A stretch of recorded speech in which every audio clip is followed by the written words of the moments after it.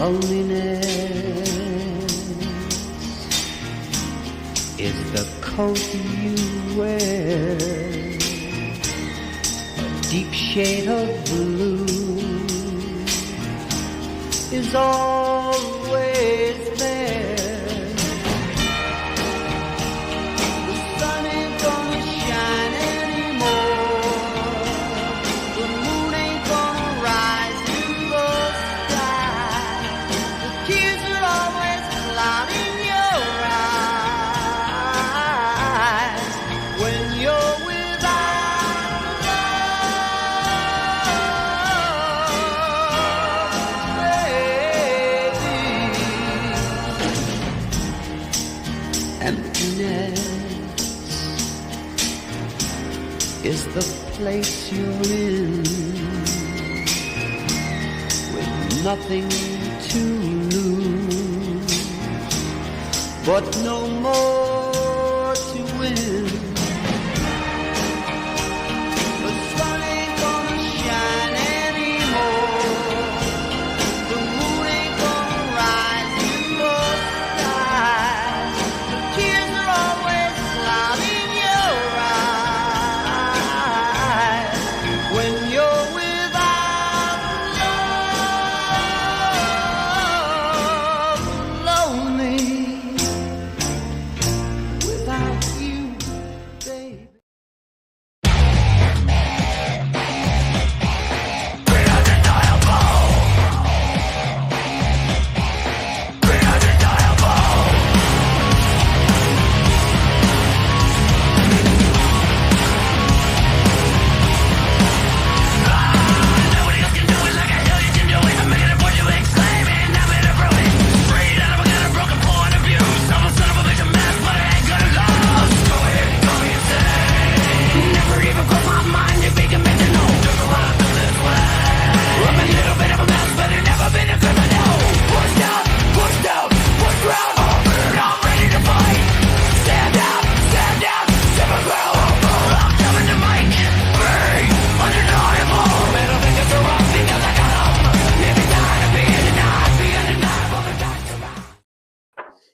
Hey everybody. Hold on, let me move the microphone over a little bit. How you doing? All right, let me switch this around so that you can see less of me and more of what we're doing. Great, yeah. Glad you guys are with me. I'm up tonight. I just I took a nice nap around 6:30. I thought I was going to be down for the night, but I woke up. I'm ready to get back to work. Had a very busy day today. Obviously, an extraordinarily busy day. And it's all because of Cyberfrog Planet Fulfillment, which is taking a large amount of my time. We just get excited about beating our former record. It's like we kind of go, well, could we possibly be able to fulfill this many orders today? And that's what we do. We get up and we try to beat it, and we rocked it today. We absolutely rocked it. But of course, I'm a little tired now. What is this? Ron Guerra says EVS is angry that Shane received a letter from DC Comics asking for Shane's help. I didn't know about this. What happened? I didn't hear Shane talk about that. What kind of help did DC Comics want from Shane? Interesting. Lily Von Stupp is here. Interesting name. It says, are you seeing boxes in your sleep? I'm hearing the tape machine go ka-chunk chunk in my sleep. We have the wet tape dispenser that's invaluable. It really is nice, and it kind of makes it fun. The reward of like putting together all the boxes is closing them up. I really like to get everything in there and then close it up and tape it shut. And for some reason, that's like so I don't know, satisfying. It's like, this box is ready to go, added to the stack. There's something about that. But today we had to start from scratch. Ordinarily I have crates of stuff pre-signed, pre-bagged and boarded, ready to go. But I ran out of everything. I was even out of the trading card packs. So I had to wake up early this morning, sit down with about 500 of every card, and then start making trading card packs in the little penny packs again. And that was time consuming. That took up Luckily, though, Hunter goes, "Hey, Dad, how do you feel about me coming over and working 20 hours this weekend for you?" And I was like, "You're going to work 20 hours here?" And he's like, "Yeah, I could use some money." Oh, all right. Yeah, absolutely. So Hunter will be here tomorrow. He says in the morning he's going to work all day and all day tomorrow and Sunday. I said, "Show up sober, dude. Show up ready to work because we'll put you to work." We went through 5 or 6 crates of Cyberfrog PVCs yesterday, or today. Actually, it feels like yesterday because I just woke up. All right. Hello, hello. All right. What happened to Shane? Anybody say anything about Shane? Baller sucks. It's just Shane negging Mandy for 3 hours. PTE says my Rack Planet showed up today. Love the book. Wonderful. Let me see here. I ordered all the perks you're not fulfilling yet. Lol. We're doing Ides of March right now. What is this? Lark Morris says, "Hail, Ethan. Hello." We're doing Ides of March, and we're almost through the first layer of Ides of March. Almost through. I guess we got 500 more to go. So that's a few more days there with Ides of March. But then we got to do the Ides of March that are connected to other books. Like, right now we're just doing single orders of Ides of March, which is you just kind of go you go into your Indiegogo and you kind of say, all right, so the Ides of March perk was like $35. Let's just fulfill all the $35 orders and get them out of the way. And then you see that people ordered Ides of March and added on to other things. We got to go through all of those and get those done. Fulfillment really is fulfilling in a way, but it is a lot of work, and I definitely am enjoying it. Seeing that shiny Ides of March cover made it all worth the wait. Thanks, Uncle A. Thank you. I'm so glad. All right, what is going on with Shane? Is anybody going to answer me, or did I miss out? Jack show sucked last night, says Sinistri. Lots of snippy attitudes for some reason. Yeah, I noticed that. One thing that is breaking down, I'm having trouble with this on my own show, and I don't want to have to keep saying it, but the art of radio is to know when to shut up and back off. Like when you start talking and you begin to talk over someone else, drop it, full back, shut up, let that person talk, because there's nothing worse than people talking over each other. This isn't a regular conversation. This isn't like us having a conversation. This is a show that people are trying to listen to and make sense out of what's being said. And you've got these people now. I know some of my own show. Everybody's talking over each other, and nobody shuts up, and nobody relents. And it drives me absolutely crazy when it starts happening. Ordinarily, look at that, the focus. When it happens ordinarily, I would kind of make a thing out of it, but now I'm just kind of like sick of it. But I saw that happening last night on the Jack show, where like John Malin kept trying to speak, and again, for me, when John Malin doesn't talk very much, like Cecil is somebody who talks a lot. But John really isn't. And so when John has something to say, it's usually pretty pointed and it's quick. He kind of gets in and out, unless he's going to go on a rant, which is rare for John. You want to hear that too. But I want to hear what John has to say, because John doesn't say very much. So when he starts to talk, everybody be quiet. And it was frustrating because he kept getting interrupted. And that's, I think, where his attitudinalness kind of started to happen. He's like, can I just please make a single point without getting run over by other people? And that's, listen. What is this? Agent Zero says, Hank Lee, thank you for making the Blood Honey Ultimate available in that eBay flash sale the other night. I received it and have cracked it open to discover its secrets. Oh, good. Thank you very much. They're still available. We got Ultimate Blood Honey that are slightly dinged and dented. They're good. They're good reader copies, but we're not selling them at full price. We're selling them at $10, and you can still get a few. I think we still have a few of those. 5 or 6 of them. I have an allergy. Hold on. Ah, I think we still got like 5 or 6 of those up on our eBay store. You can go grab one for $10 rather than 25, which is a pretty good deal. Um, let me see here.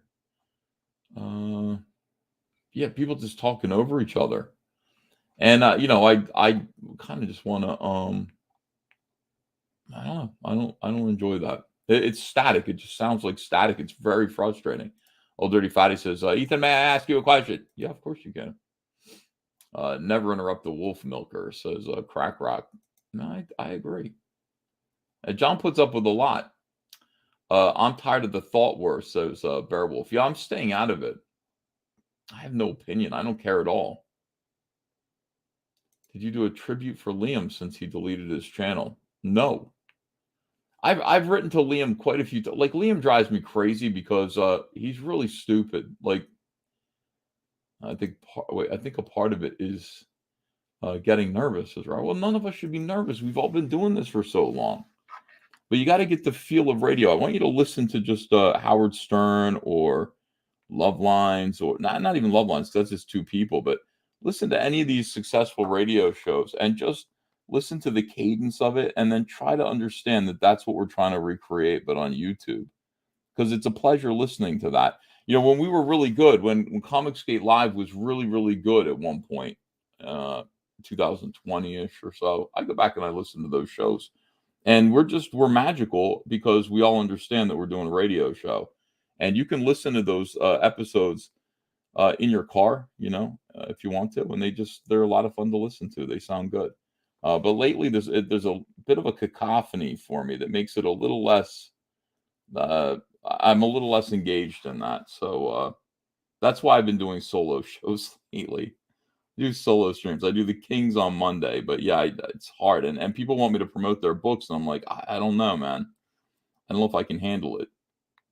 My nerves are on edge. I'm sitting here trying to fulfill Rec Planet. I don't know if I can do both of these things. So getting more and more incredible reviews, and also I think somebody said, "Oh, I got this message that I really enjoyed because I appreciate it. I like getting a little bit of feedback from people who have received Rec Planet." Wait, what is this? All right, let me go check that out in a little bit.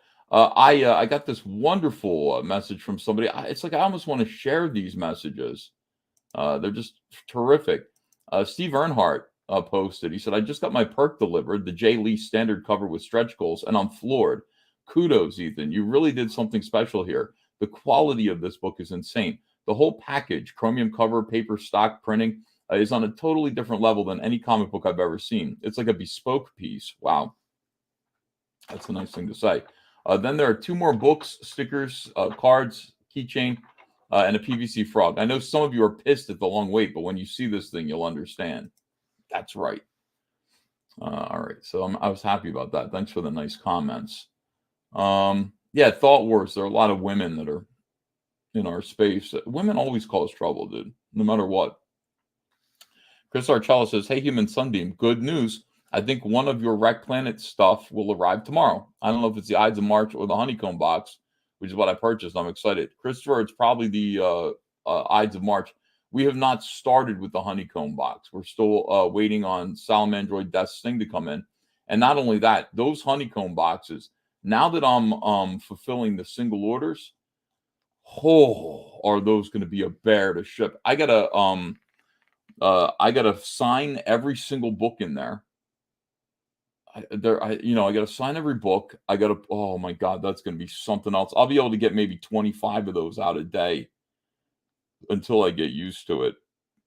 Once I figure out, like right now, we're cranking on Ides of March. We're cranking on the single orders. We've got it all worked out. We've got our logistics. I'm a lot faster at stuffing these boxes than I used to be when I started. I got it down. We're doing good. But yeah, it's going to take a minute to kind of get used to the honeycomb boxes. They're going to be, God, that's going to be beautiful. I can't wait till the first person gets theirs and opens it up. It really is magical. For years. Hey, Ethan, tell Anna she ruined the Jack show the other night. What did Anna do? She didn't do anything. John Porton says a very warm salutations to you, past master. And you guys are so polite to each other. I appreciate that. Yeah, and also I've noticed the intensity of people who hate me, who and I just say to these guys over and over again, it's like, just read the comic. Read the comic. Don't worry about that. We're just making comic books here. I understand you might not like me personally. I don't know why. I think I'm a swell guy. But just it really is, at the end of the day, this whole thing that I'm going through here is about the privilege of telling the story of making this comic. That's how I see it anyway. I'm not fooling around. Like, this isn't like something that I'm gonna take lightly, take for granted. These books that I'm doing, I don't see them as normal comic books. I see them as chapters, and people laugh at me for, oh, Ethan's so arrogant, pompous over it. No, I see this as modern day literature. I see what I'm doing as the equivalent of somebody like Charles Dickens or Edgar Allan, any of these guys who were actually producing work of their day that was meant to be read by the masses, that said something about the world that they lived in back then. Oh, it's a fraud comic. The audacity of him. He's delusional. No, I really see it that way. This is not just about putting shitty comics out every 3 months, or at any schedule. It really is about just finishing a story that could be a movie that's actually going to say something pretty important. So I gotta make it good. And then there are people who are all of you guys, so many people investing money and allowing me to tell this. They don't even know what they're doing. Like, people who are investing money in this don't fully appreciate what they're doing yet, and they will one day. I'm sure of it. But I have, I have big dreams. I have a purpose. I mean something by this. I'm hoping for an end result from all of this. I want to make comics better, but I also want to say something about the state of the world as we find it today. Christopher Arcello says, earlier today I watched the Sitch and Adams show live stream where they had a double debate with actual Phantom and Organized Chaos. Man, they seem to like to be humiliated. Oh, those guys are really good debaters, but I can't take the debate anymore either. I'm not going to argue with people about whether or not I have the right to make comics, or whether or not I'm a nice person. I don't want to have that debate with these monsters anymore, these creeps on the internet. How dare you? How dare you even question me for one fucking second? I'm a comic book creator, and one of the most important of our frivolous breed. There aren't too many comic book creators. They're just, listen, we're not that important, frankly. Do comics matter? I guess, in a way. I don't know. I go back and forth about it. I want to make them matter in a way that they mattered to me when I was younger. In a way that I don't know. But I have an intent here, and I'm not going to sit there and argue about whether I have the right to do it. I clearly do. I'm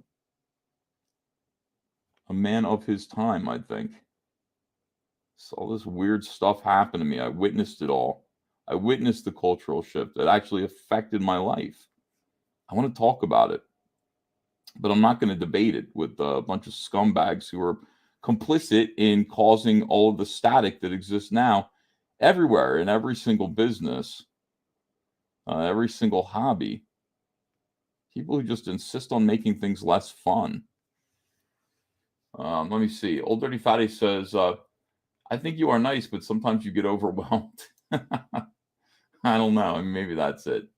Look at this. Who cares? I support and I get when it's done and works for me. No hurry. I'll go faster because I want to make more money. That's another thing. That it is important to make money. But yeah, people are like, if you could just put this thing out what did somebody say? Like every 2 weeks? You can't do something like this that quickly. You just can't. It's not It's not like that. It's, it's not Spider-Man. You can't just go, I need a junkie story where Spider-Man fights Rhino. It's a deliberate story.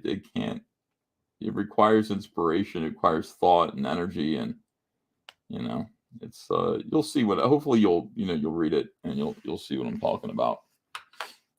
Faster equals mo money, says Doug 209. Yeah, I know. I want to make more money. I do. It's important, but that might be going faster might mean sacrificing quality as well. So you got to sort of balance those two things. You got to make sure that you're working at a good clip so that you're taking care of your family. The book has to be shorter, I'm afraid.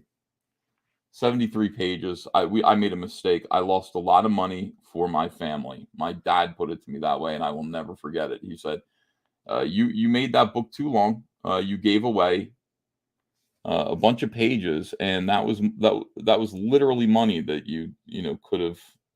That money was meant for your family, so you gave it away by giving extra content like that instead of just putting it in another book." And that my dad made me ashamed of myself. But at the same time, I don't care because the book is so good. It's everything that I wanted it to be. My brother Noah is still talking about it, still sending me texts, having read it. He called it art. He called my frog book art. That's my brother who said that. That's Noah, who was widely considered to be an artist by many. To me, he's my little brother. Headrock says, want to order Cyberfrog Dark Harvest, but our national post office is going out of business. Not even sure Wreck Planet will get here. Any chance you can send DHL or something? Headrock, are you in Ireland or something? I don't know what that's. Wow, your national post office is going out of business.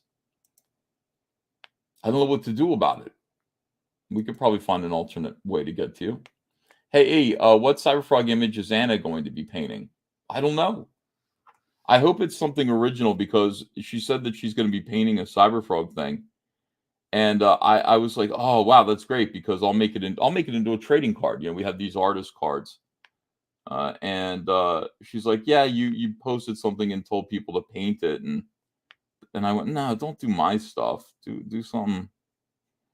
It'd be interesting to see Anna color or paint one of my drawings, but that's not what I want. I want an original piece of artwork that I could turn into a card with everybody else, But we'll see. I mean, listen, I never hired her to do anything, and it's not like she promised me anything. So she's just her order went out today, and it went out organically, and it was funny because Andrew is in there making labels, and she knows that I'm afraid of Anna's review because Anna is Anna just says whatever the hell is on her mind. And people are listening to Anna's review. The last review was bad for Blood Honey because Smiller was in the chat and he was like, because Anna just kind of said, I don't know.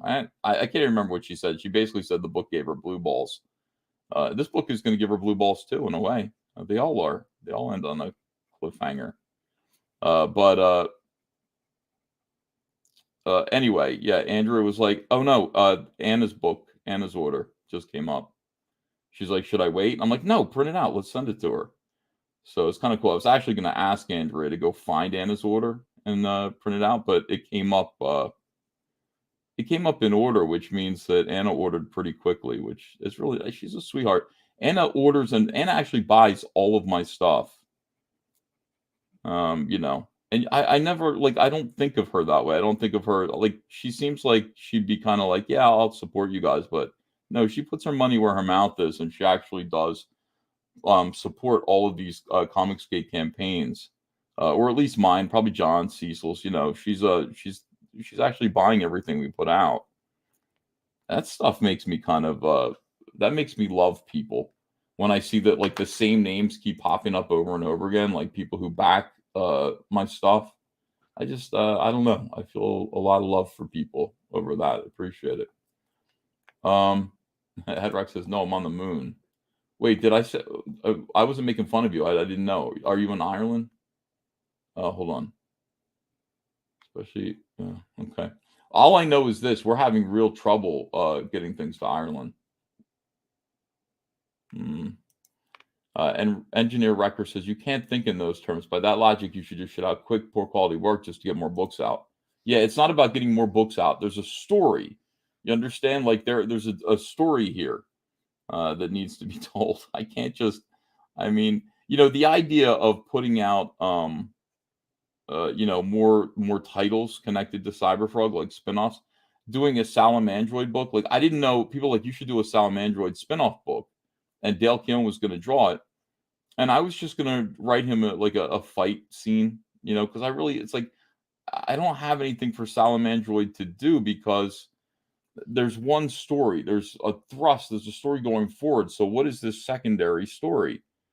And this week I got it. I got a whole Salamandroid series. I got a whole Salamandroid series ready to go that I can write and hand off to somebody else to draw, or I'll draw some of it myself. But I know exactly what the Salamandroid series is all about. It is awesome. It is so cool. And it's exactly what the book needs because, people are going to ask questions about, what happened? What happened while Cyberfrog was sleeping? Oh my God, dude. And it just, I don't know, it adds context to everything. I don't want to, nobody's read Wreck Planet yet, so I don't want to spoil anything, but man, stuff just like you can't just force ideas. They come, they just happen when they happen. And, to say, could Wreck Planet have been done quicker? I don't know because I was still getting ideas that underpinned everything that I was doing all the way into the summertime. I realized a couple of very important themes over the summer that really helped the book kind of say more about what needed to be said. Because the book has a bunch of different themes to it. It's you know, uh, there's a lot of stuff in it about being a good parent. There's a lot of stuff in there about uh, the culture and all this stuff. But yeah, I remember just sitting out there. And Andrea just goes, "What are you doing? Are you okay?" And I'm like staring off into space all the time. And then I'll just be like, "No, wait a second. Listen to this. Listen to this." And I make Andrea like I need the truth is like I need a Jeff Johns in my life because Jeff always, I was always talking to Jeff about these things, and he was receptive and really understood and would sort of build on ideas, kooky ideas that I had, and I would do the same for him. The best stuff that Jeff Johns ever did was with me. And there's just no doubt about it. We did the best stuff, and all of the stuff that we created together carried over into everything else he did for everyone else. Like I wasn't just an artist; I was actually a collaborator with him, which was great and important. I haven't had anyone like that. I thought maybe it would be Richard C. Meyer, and I've tried to bounce ideas off of him. He couldn't care less. He couldn't care less about like creating story ideas and listening to them and adding to them and trying to find where somebody's coming from. And like no, he's off there like writing 499 or something like in his own head, and then would just kind of negate everything. When I tell him about Cyberfrog, I'd say, check this out. This is what we're gonna do. He would completely negate it by saying, I don't know, man. I don't like the post-apocalyptic thing. Well, that's what it is, Zach. It's a post-apocalyptic book, okay? That's now that we've established that you don't like that idea, accept that idea and help me build off of it. But Zach doesn't have that kind of energy to him, unfortunately. Let me see here. Catch up with you guys in the chat. Ethan has ruined many eyes with his multiple feet pictures on Twitter today, says Christopher Archella. Yeah. So it turns out that it's Andrea. I hit Andrea with all these ideas. What's the email address to contact Anna or Andrea? cyberfroghelp@gmail.com. There you go. You can write to her and just give a request. Make sure that your address is in there. All these other things that might be important. So she doesn't have to go back to you. Andrea doesn't like to do a back and forth. She's like, what do I say to them? Don't make Anna, I keep saying Anna because we're talking about Anna. Don't make Andrea answer you. Just say, here's what I want. Like, I need this trading card. I need this. I have a question about this. How do I get this? Here's my address. Here's all the information that you need in order to just put the thing in the mail for me. Ethan has Anna on his mind. Yeah, a little bit. Uh, yeah, Jeff Johns was. He was like my partner over at DC. We had a great time, man. We had a really, really good time. We were able to build some cool stuff. And it really is. You know, you got to have somebody who you just kind of say, all right, listen to this. You know everything else that we're doing. You know where we're at. Like Andrea knows everything that we're doing with Cyberfrog for the most part. She's heard me babble about it. She's even contributed a few ideas that have been pretty good.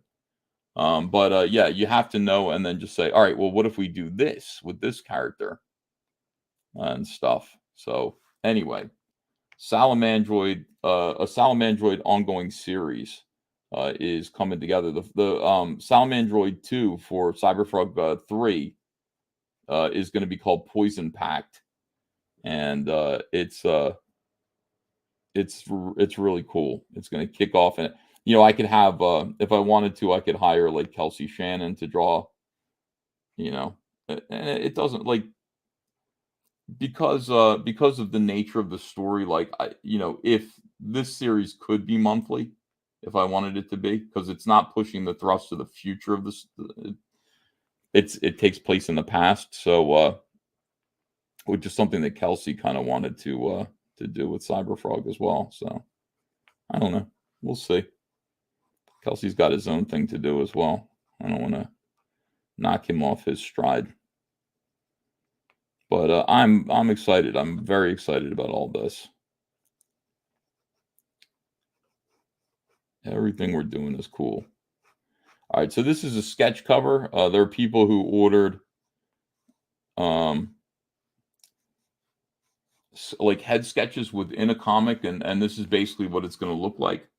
I'll probably do 10 of these a day, and I think I got 400 of them, 400 orders. So I'll be doing 1,000,000 of these, and by 1,000,000 I mean 400. But I'll just do 10 of these a day, and if I can do them on camera, I will. I've already got a couple of them done.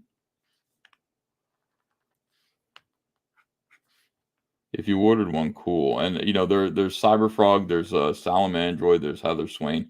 We'll be offering this same perk for head sketches are $100 in addition to the cost of the book. So when you order the book, there'll be an add-on that says, "Would you like a head sketch in this?" And then you can say, "Yes, add a head sketch for $100," and then it'll break it down. Do you want Heather, Salamandroid, or Cyberfrog? And you can choose that, pre-order it.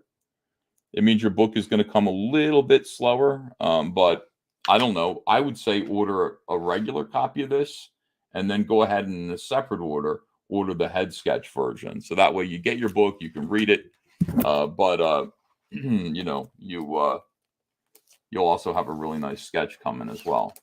Nothing wrong with that.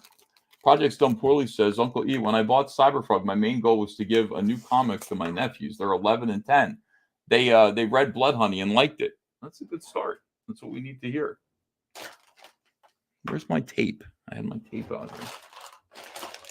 Thank you. I appreciate that, Project Done Poorly. I'm hearing a lot of people very excited about Blood Honey, especially now that Wreck Planet is. Oh, here it is. It was under the microphone. Now that Wreck Planet is coming out, people are excited. I'm telling you. I tell Andrea about Red Extermination. Andrea knows what happens in Red Extermination. Oh my God, she cried again. She doesn't like it when I tell, you know, I'm like, and I see her eyes like tearing up, like she's really she's into the story. She's motivated by it. And I'm like, oh my God, I'm making my wife cry over this story. Must be cool. Let me see what you guys are saying here. Thanks for the super chats, by the way. Lily Von Stuff says, it's so awesome watching EVS draw. Here in the UK, we have a guy named Tony Hart who would draw on camera like this back in the 70s, just that long ago. Kevin Ryan, head sketches $100. Ass sketches slightly less. Yeah, I can draw an ass much quicker, I guess. Let me see here. Would you ever draw a cover for Geiger or Junkyard Joe, or maybe open up Jeff to write a? Yeah, if Jeff wanted to write a Cyberfrog story, we would do that. I would not return the favor. I can't. I'm never drawing anything for the mainstream again, unless there's a reason to do it. I don't even know what the reason would be, but unless there were a good reason to do it, I would never do it. But yeah, I would definitely work with Jeff if he of course I would. Who wouldn't?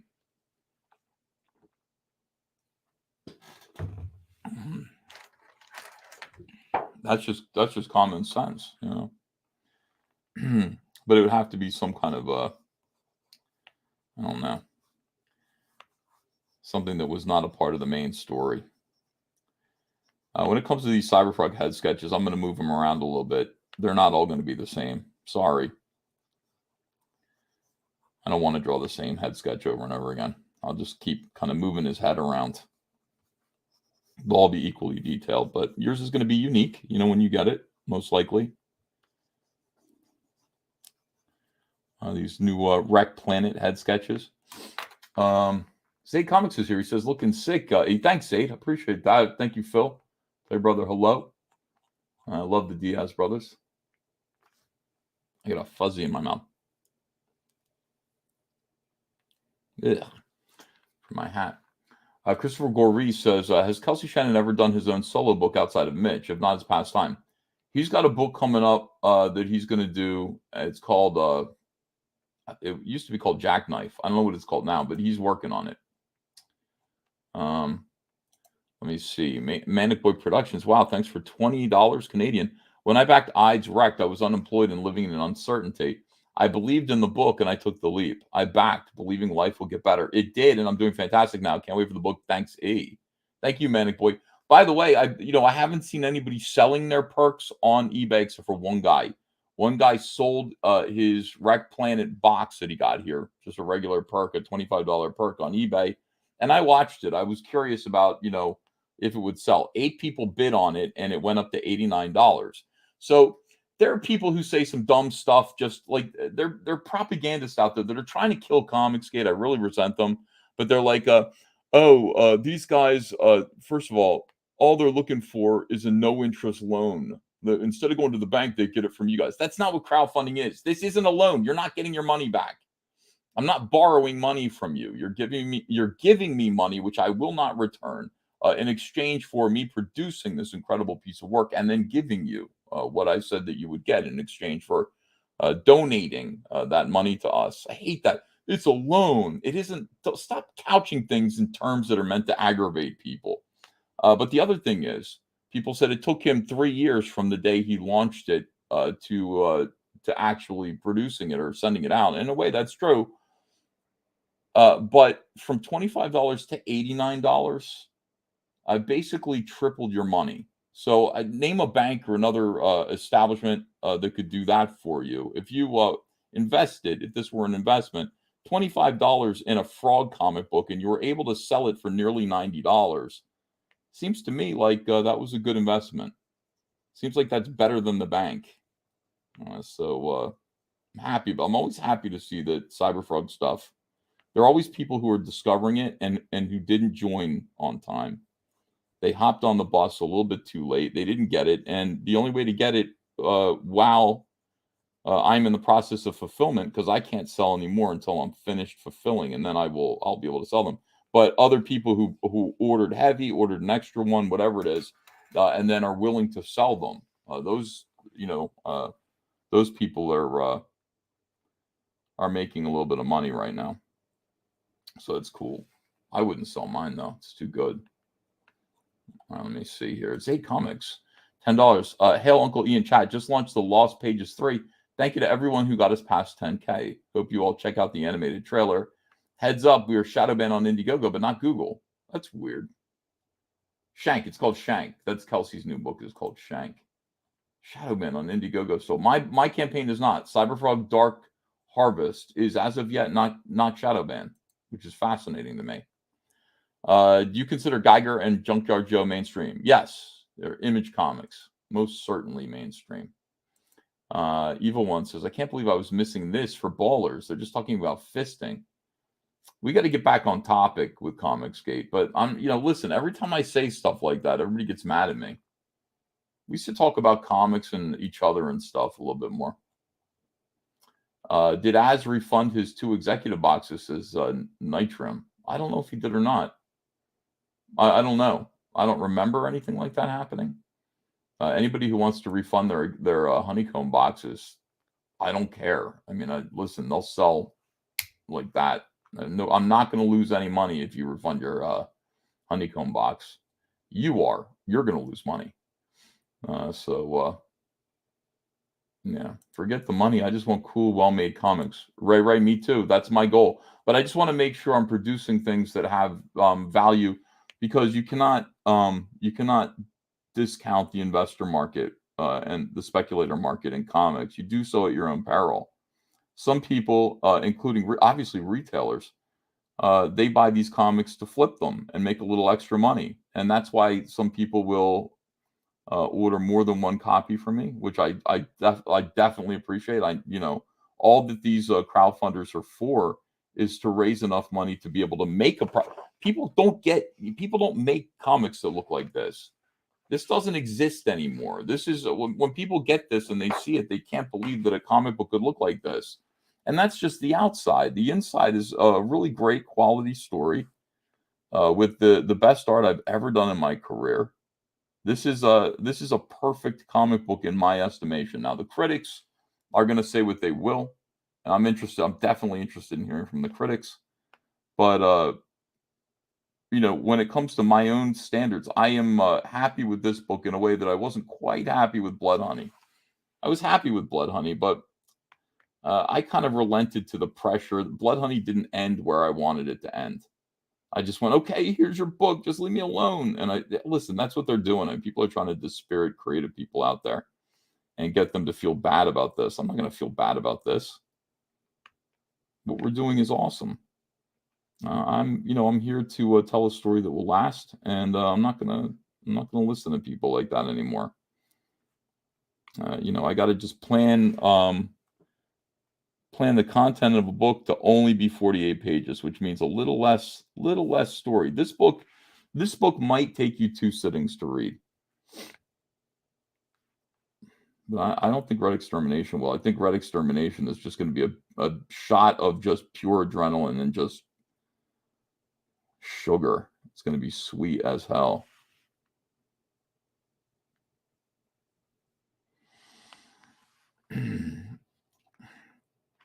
Robert Romano says, we're invested in your success. We want to see your art your way. Thank you, Robert. Well, thanks. Thank you. Try not to get I'm trying not to become embittered by a lot of this. I think about how I was when I first started, and I didn't fully understand the world that I was entering, and that there were people who would say that they were on my side, but would try to destroy everything I was trying to do. I still don't understand why conservatives hurt each other all the time. Cyberfrog is a big boat. It's an ark, and a lot of people are traveling on it. A lot of animals, a lot of smelly animals, and a lot of people. And we could represent the future of American comics the way things are going. So it is kind of an important thing. It's important that we stick together. I want to tell you guys, I'm going out there and I'm going to be appearing on some big shows. People are starting to show some interest in me a little bit, which I think is nice. Not Joe Rogan yet, but I'll bet you I'll get to Joe Rogan one day. I'll bet you I will.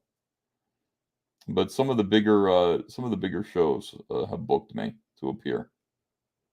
So it should be fun.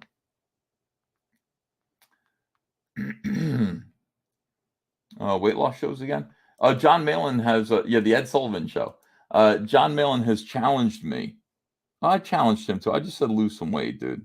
You're gaining and I'm losing. Well, he stepped on the scale and he's at 256 pounds. And he said, now you. And listen, I was at 292 pounds. I was about to have to increase my jeans. I was wearing size 38 waist jeans, and they were starting to get tight on me. And some of my shirts weren't buttoning. That's so embarrassing. And I was like, I can't wear a size 40 jeans. I can't do it. Can't do that to myself. I should be wearing a size 34 or even a 32 like in high school.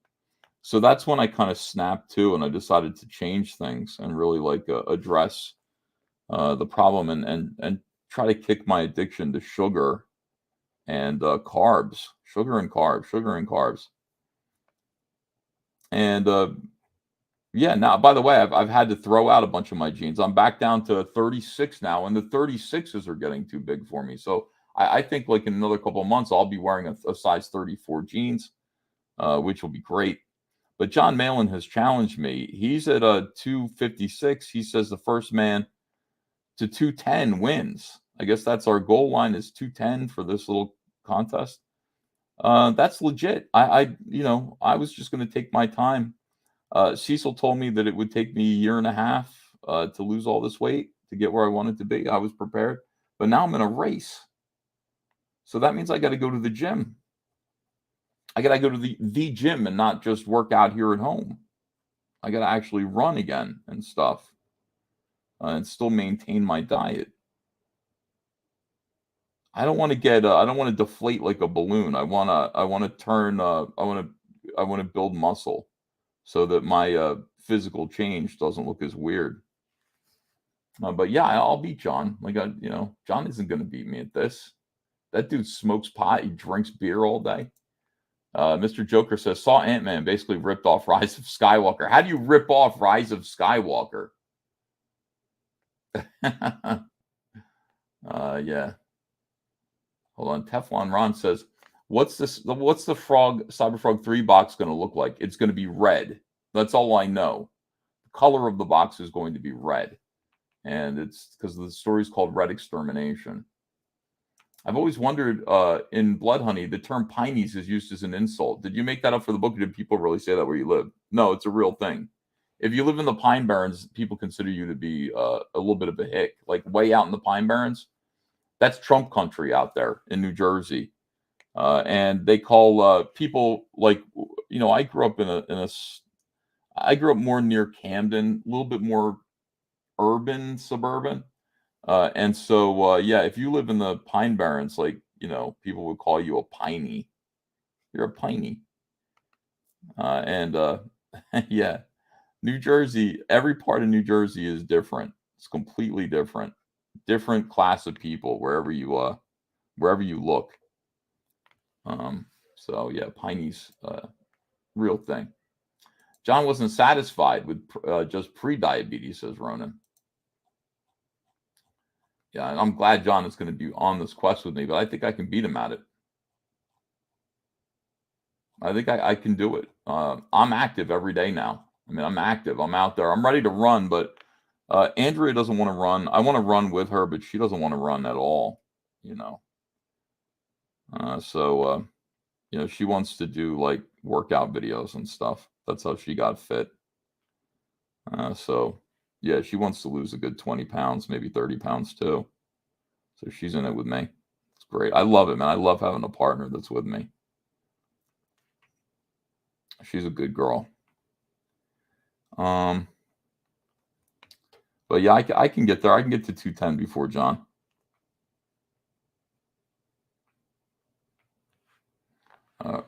Let's see. Ride a bike, says Jasper Plan 9. Well, I mean, yeah, my bike has Hunter crashed into mine and Andrea's bikes in the garage when he first got his driver's license. I bought Andrea this really nice kind of like cute bike with bells on it. She wanted like flowers are painted on it and everything. Kind of like a beach cruiser. She got to ride it once until Hunter ran over it with his car when he was trying to park in the garage. And I mean, this was when Andrea and I first started, like we were first moved in together. So there's a little bit of like, I got to deal with your kids, you got to deal with mine. And it's like, she's like, I just got that bike. You ran. Yeah. So, I'll get that bike repaired. Take that to the bike shop and say, can you fix this bike? And maybe we'll go biking a little bit. You ran over mine too, but, I don't care.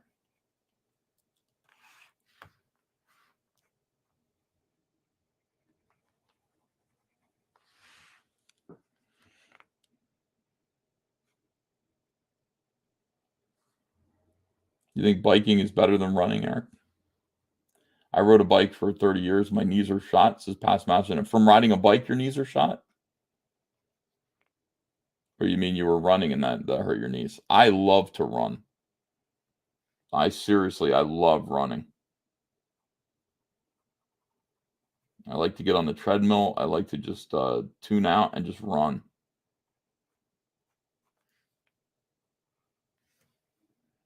Either way is fine. I don't mind biking either. I just don't like sitting on that seat, dude. It just kills you. It kills your undercarriage, man. Hurts.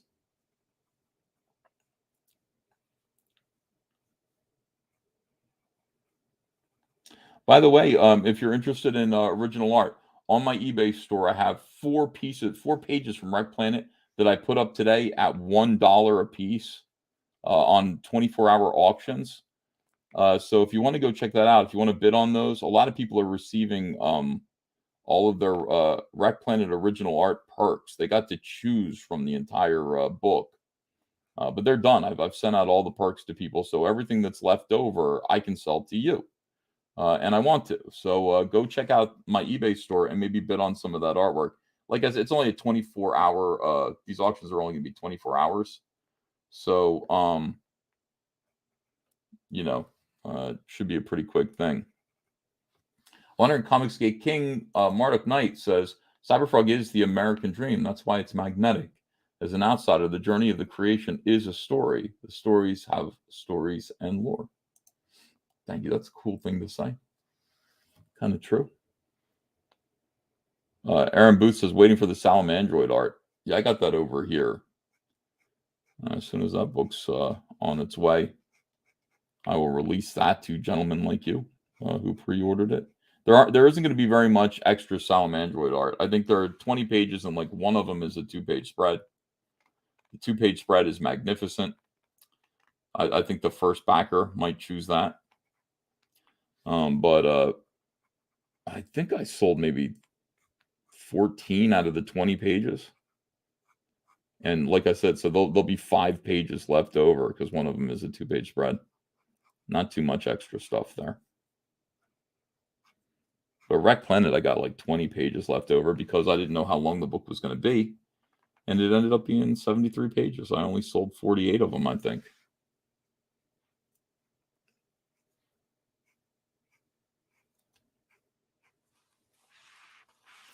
Lily Von Stupp, my eBay store is called Cyberfrog9, but there's a link in the description. So if you just look right beneath this video and look for more information or whatever it is that you have to do, there's a little arrow that drops down. All of the links to all of my campaigns are there, and a link to the store, a link to join my Subscribe Star, all the links that you want, a link to my Patreon. Yeah, do visit my eBay store. If you're missing any Cyberfrog merch, any Comicsgate merch.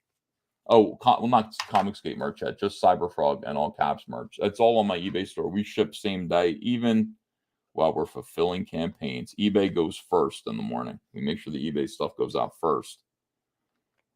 So go take a look and yeah, bid on the artwork.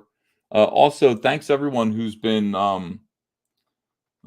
promoting and backing the Cyberfrog. The Comicsgate and All Caps Comics merch campaign for 2023. That campaign is blowing up. We just passed $90,000.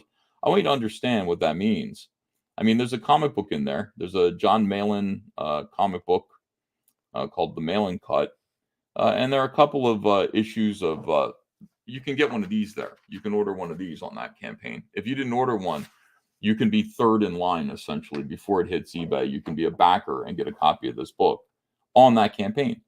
But everything else there is all Comicsgate merch. That's $90,000, a little less than $90,000 for the people who bought hats, who bought T-shirts, who believe in Comicsgate, and who want to show it by wearing the merch.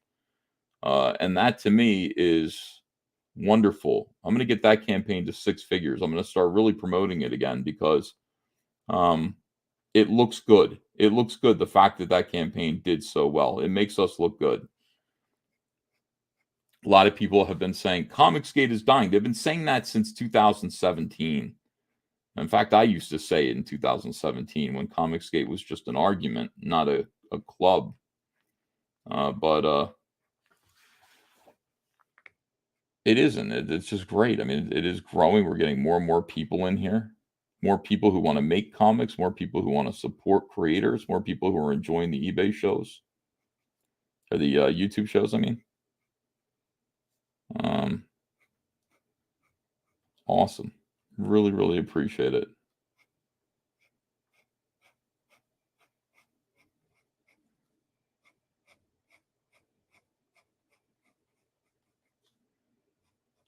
I'm learning how to talk and draw at the same time, but I keep tripping over my words.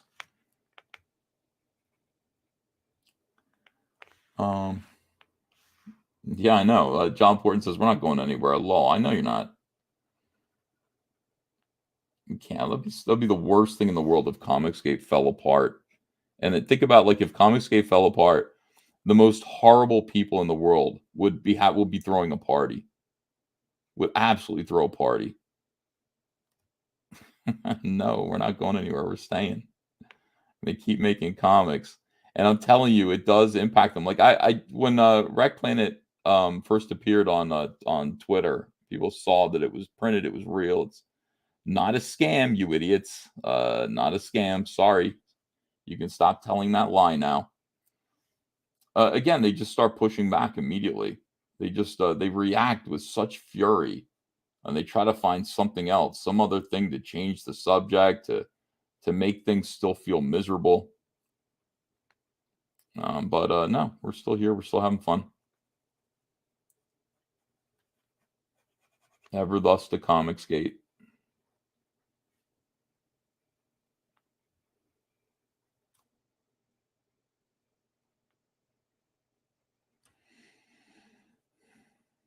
Has Ethan spoken about Ann Coulter? What happened to Ann Coulter? Is Ann Coulter okay? I don't know what's going on. I've been working and sleeping. Mr. Joker says in Ant-Man, MODOK is the worst modern SFX I've ever seen. Is MODOK in it? I saw a picture of MODOK. He looked horrible. It was just like some dude's face, like blown up with little. Oh man, it looked really bad. It looked really bad.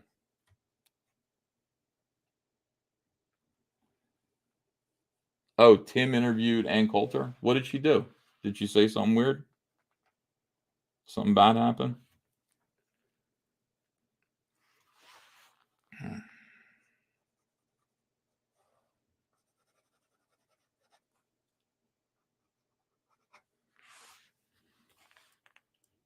Ann told Nikki Haley what she was thinking.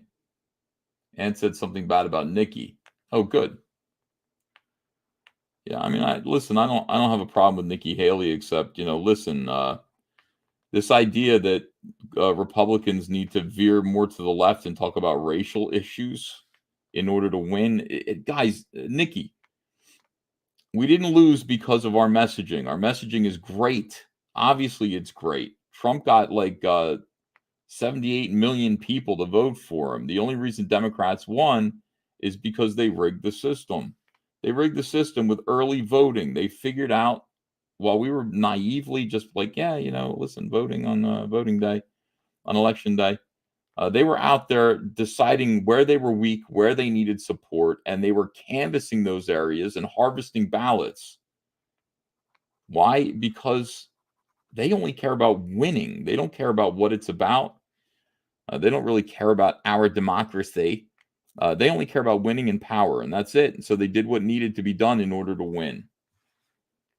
Changing the message is the wrong strategy. If anything, the Republicans should veer even further to the right. And that's the solution. And then just focus more on doing what the Democrats are doing to win. So Nikki Haley coming out there going, these neighborhoods are divided by race. No, they're divided by Democrats. They're not divided by race. Nobody has racial problems. It's ridiculous.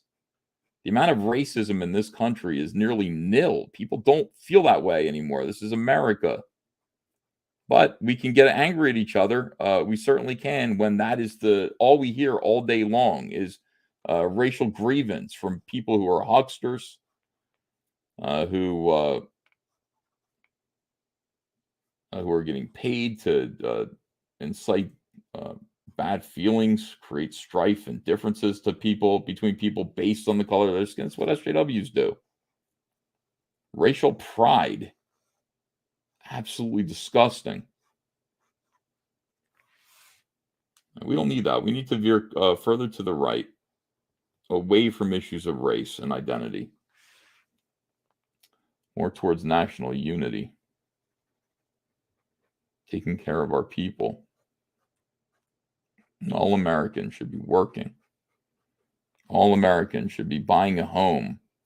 American kids should be going to trade school and not universities. They should not be subsidizing these commie mills. They should be. My son, when Hunter graduated high school, what do you want to do for a living, son? What is it you want to do? He said, I either want to join the Marines or I want to learn to fix cars. I want to become a mechanic.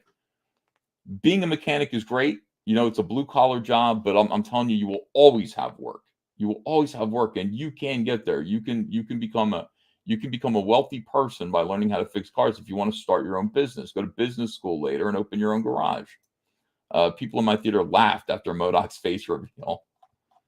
It's hard to make something like that look normal or look cool. Send these kids to trade school, teach them how to do something useful, and get them out of these like gender studies classes with their useless degrees.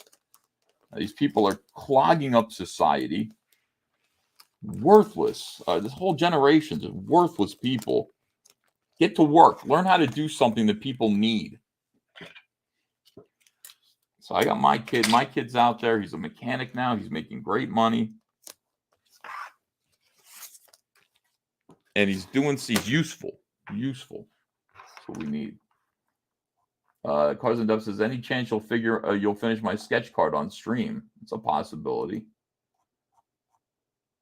I'm already debt slaves. That cover is fire, says Boo Brancher.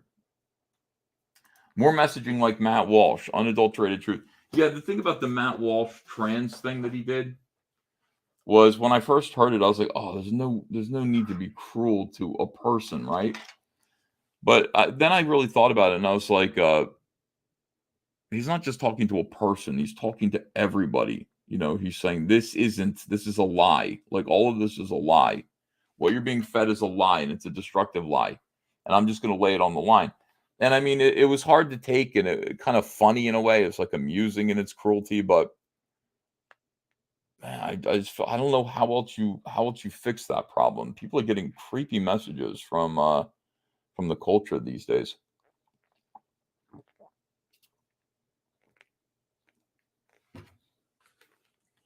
Lily Von Stupp says, have you seen how much a plumber charges? A trade is the way to go. Everyone should have a trade.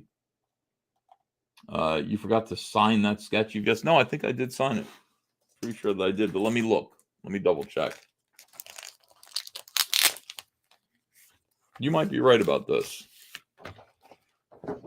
Oh, you are right. Damn. Thank you for that.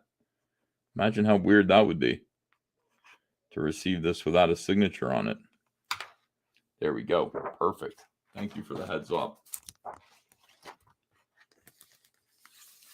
Yeah, you got to watch me like a hawk. Oops. Okay.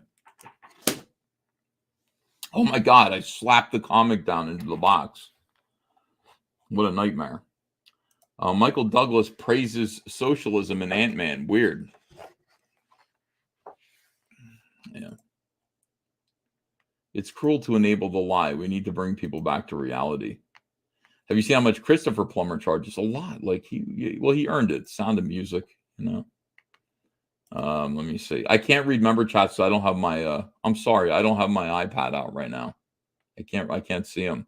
John Maciel says, when I backtracked Byzantium, just changed their name to Constantinople, but I believed in this book. Times change, but Cyberfrog never does. You know, it's let me see here. Colleges are owned by China. Socialism is slavery. Crypto Ken says, don't be an artist. Yeah.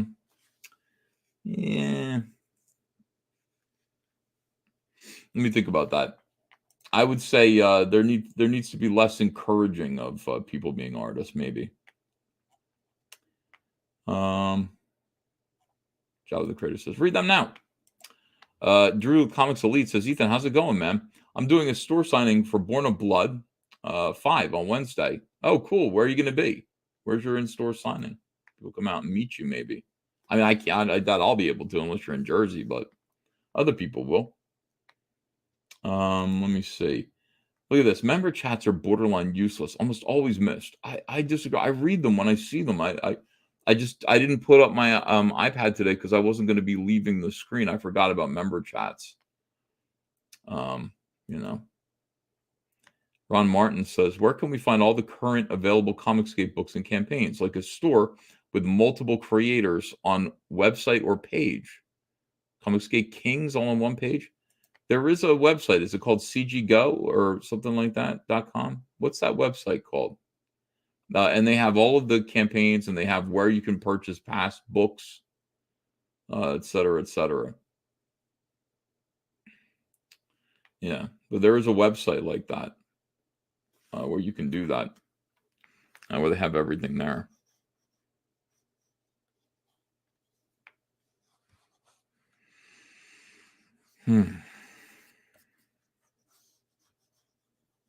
CG Now. Is that what it's called? CG Now? Okay.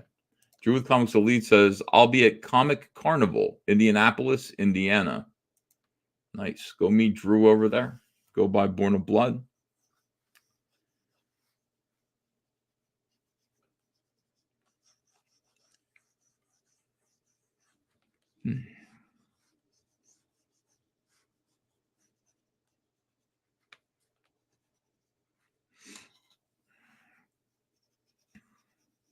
I'm going to have to watch that Ann Coulter, Tim Pool thing, I guess.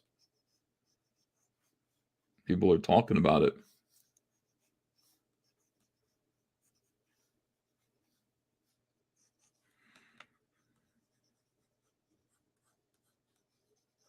CG Now. Oh, yeah, Michael Bancroft runs it. So, it's a good site. Michael Bancroft, one of the finest men. One of the coolest individuals in Comicsgate. Good artist, too.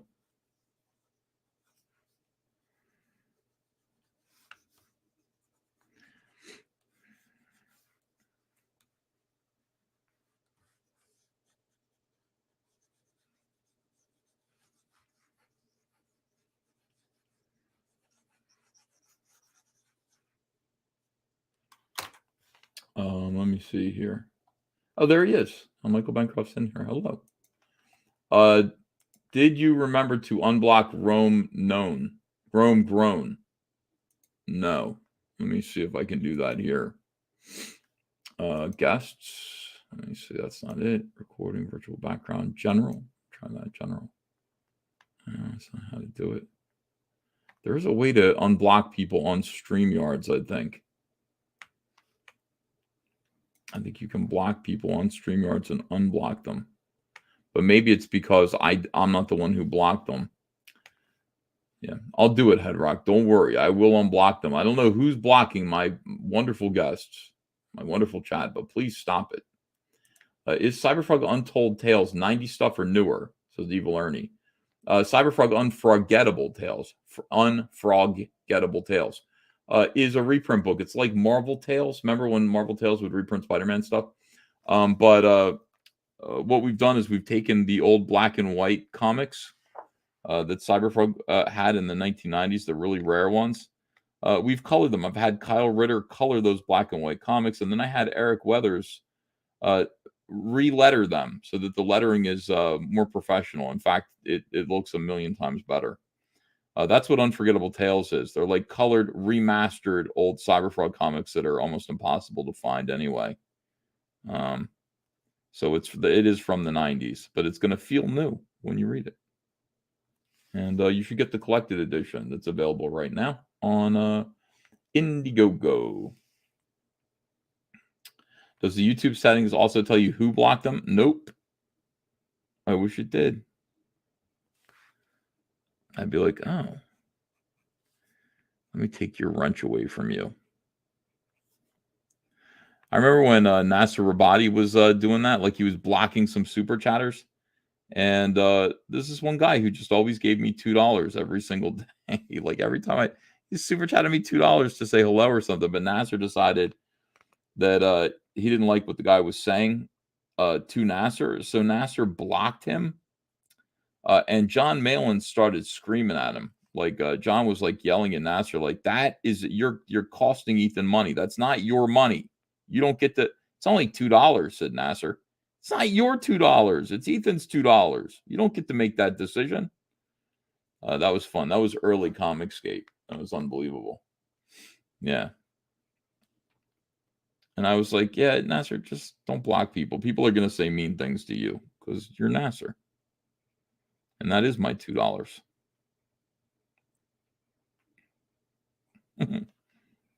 Yeah, we don't want any more incidents like that around here. Mr. Joker says, E and Willy Wonka, what's with the knife salesman? The knife salesman and Willy Wonka? I don't know. I don't know what you're referring to. Was there a knife salesman there? I have no memory of that. I just remember the kid that ate chocolate all the time. I wanted to be him. I wanted to be the kid that was constantly eating chocolate.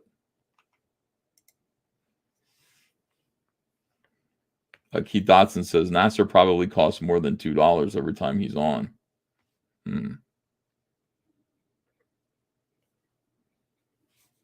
Yeah, people going, I don't want to watch this, so I'm not going to super chat you.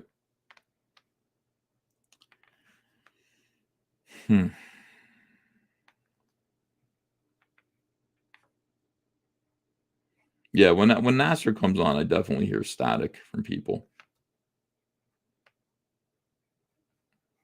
I wish that I didn't, but it is the way it is. Comicsgate history is people have long memories.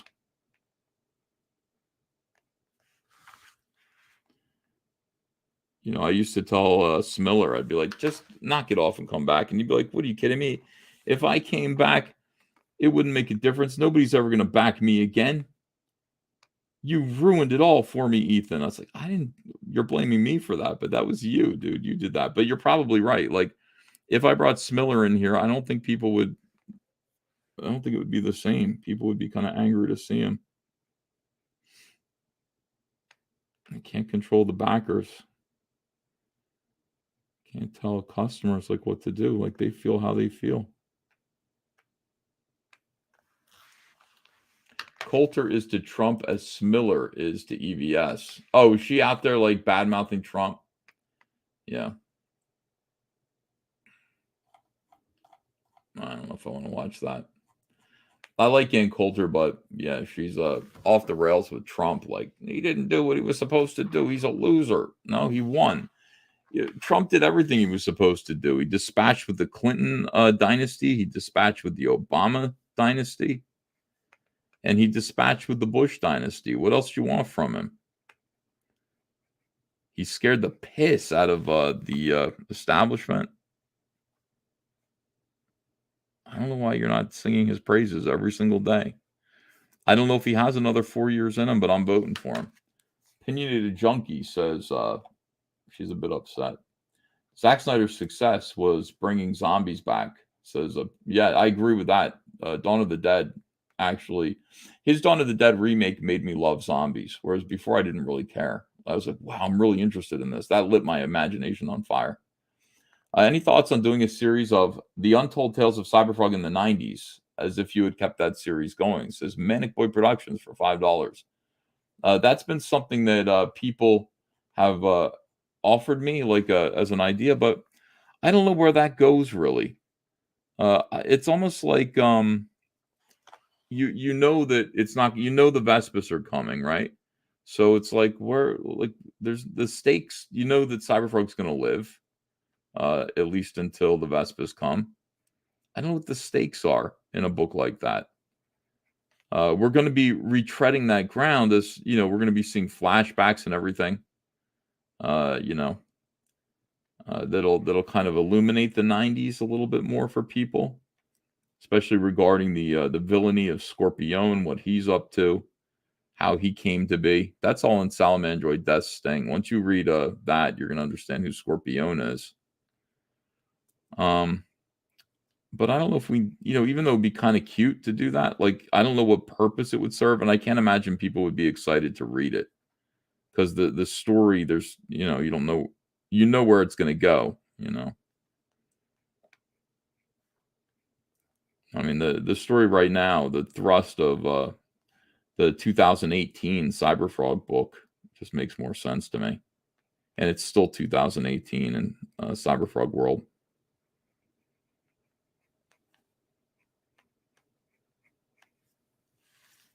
Joe Casno says, it's good to see you drawing, EVS. So thanks. Nice to see you here, my friend. Biden won the election, says Joe Casno. Yeah, it's true. They had to really game the system in order to do it, because they knew that Trump was going to win. And so they cheated. And they cheated fair and square because we could see what they were doing, but nobody thought it was a big deal. They weaponized COVID in order to change the voting laws, voting customs. And they're never going back, by the way. Those, you know, that's never going to change. So we have to change. Everybody else has to change. The GOP has to change in order to keep up with the way Democrats are now full-time vote harvesters. And they give themselves a 2-month, sometimes 3-month head start in collecting them. And they know where they need to be focused. You know, the DNC could not win Georgia otherwise. The DNC could not win Arizona. They just couldn't do that. Not without cheating, not without a scheme and a scam.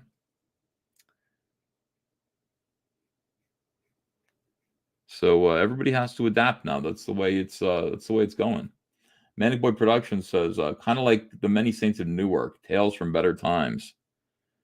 Yeah, Many Saints of Newark, I just appreciated because there were characters that were spoken about in The Sopranos who we never met because they were long dead. And you want to see a little bit of, you want to go back and see that a little bit, witness what actually happened. But I don't know if the same applies to Cyberfrog because all of our characters are still alive. So, you know, it's not like Cyberfrog is constantly referring to, you know, a character from the past who we know is no longer here. One thing that I would like to do, though, is I would like to show the death of the entire indie comics scene in the 1990s by the Vespis.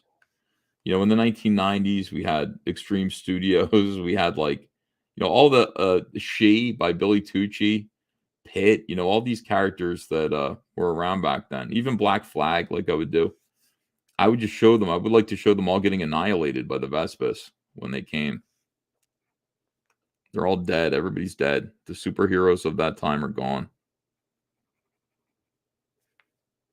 Billy actually said he would do it. I said, Billy, just let's do a page of that of She going down, like just being taken out by the Vespis. And he was like willing to do it. But I would need a bunch of people to do that. Like, you know.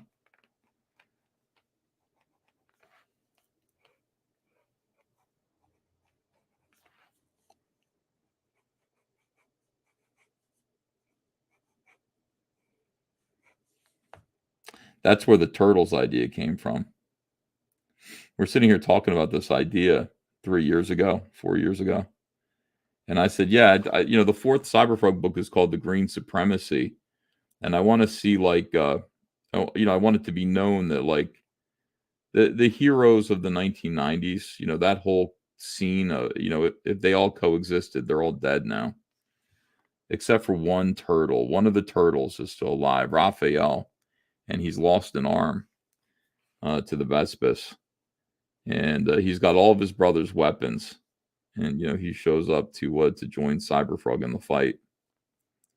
And I was gonna try to license the Turtles to do that book. Too late now. That became the last Ronin. So I don't know if they heard me or if they just had the same idea. I don't know. Can you imagine, like, IDW listening in on Comic Artist Pro Secrets? Possible that they did. Turtle, says Leo Schultz. Do I pronounce it Turtle? Turtle. Teenage Mutant Ninja Turtle. It's harder for me to say. Turtle is easier.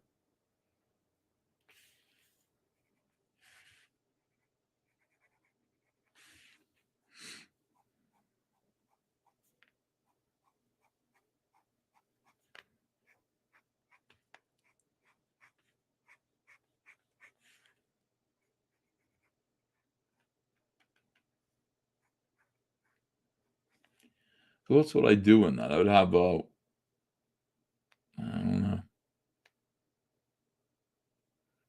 Parallel plagiarism, says Micah Jones. Yeah, it's possible. I mean, I don't want to think that anybody stole, the idea, but it was a good idea. So, good ideas are in the air.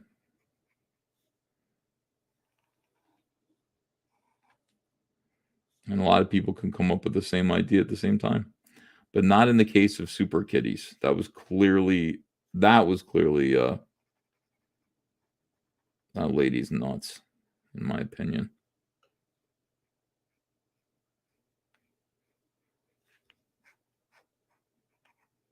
Can you imagine that, just going around Kickstarter looking at other people's concepts that are unformed? They're looking for funding, so they're kind of defenseless in a way.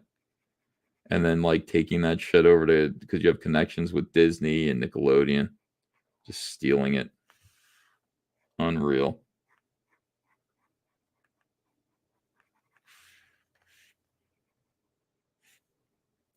And yeah, I do believe that's probably what happened.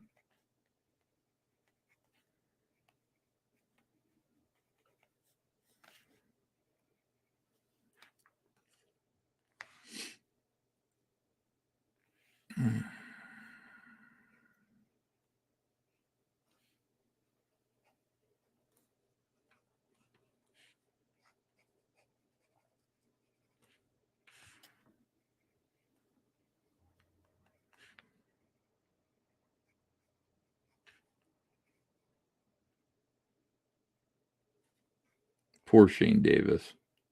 And the worst thing is that Ava absolutely loves the Super Kitties. She is waiting for the toys to come out. Every time we go to Target, she wants to see. I don't know why they don't have Super Kitties toys yet, Ava. I don't know. Maybe you should be reading Starlight Cats instead. And I gave her a Starlight Cats comic, and she basically thinks it's Super Kitties. She walks around with it. It's her Super Kitties book.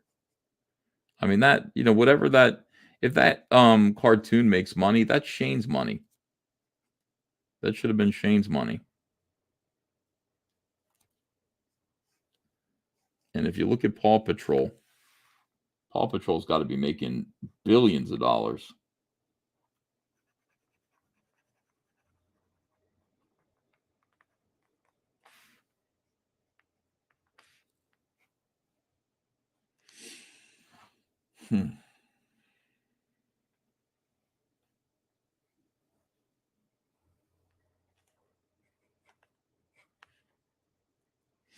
Shane is out there fighting though. I look at Shane and Yanzi building that platform.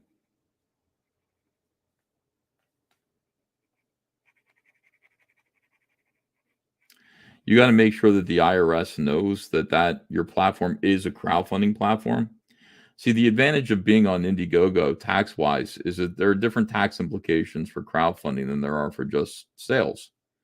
You do have to collect sales tax and things like that for if you're just going to do online sales.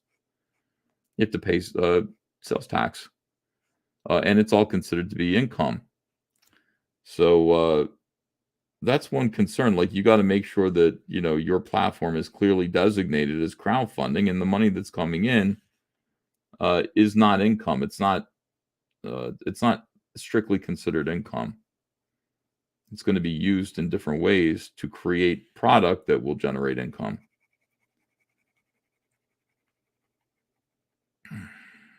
That's a whole CPA situation there.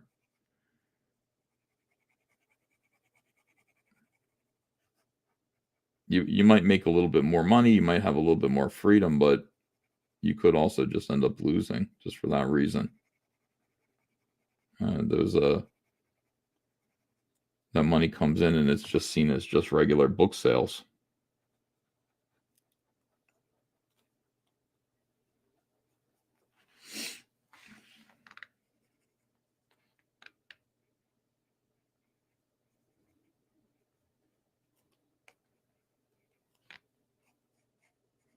And that's why I'm sticking on Indiegogo. As simple as that. I'm staying where I'm at. And I think things are going to be better on Indiegogo. I hope so. I found the new guy there. I'm communicating with the new guy, trying to build a relationship with him, like I had with Joel.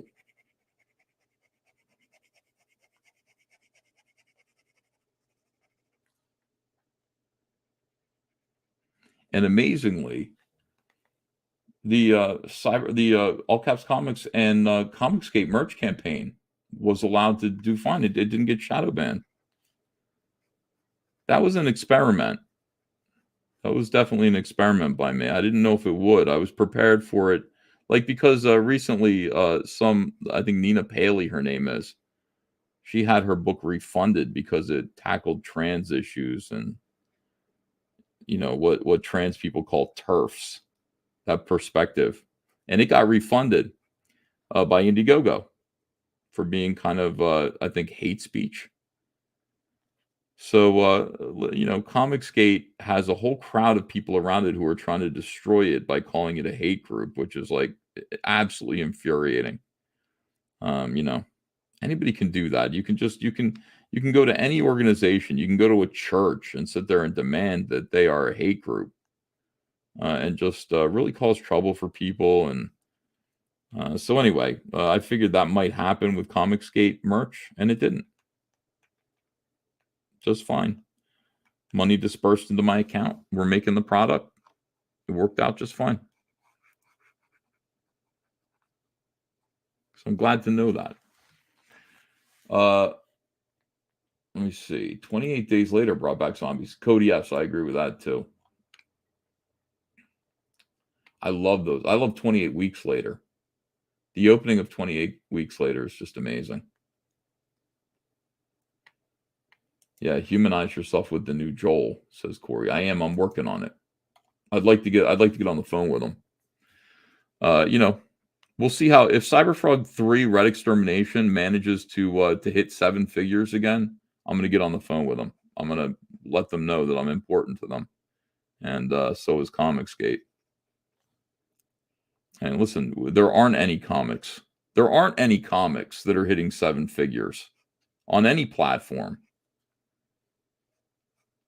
in terms of crowdfunding. Eric July is another situation. Understand, Eric July is not a crowdfunder, and he's making money for himself. I'm talking about comic book creators who are making money for a platform like Indiegogo or Kickstarter. There just aren't. They don't exist.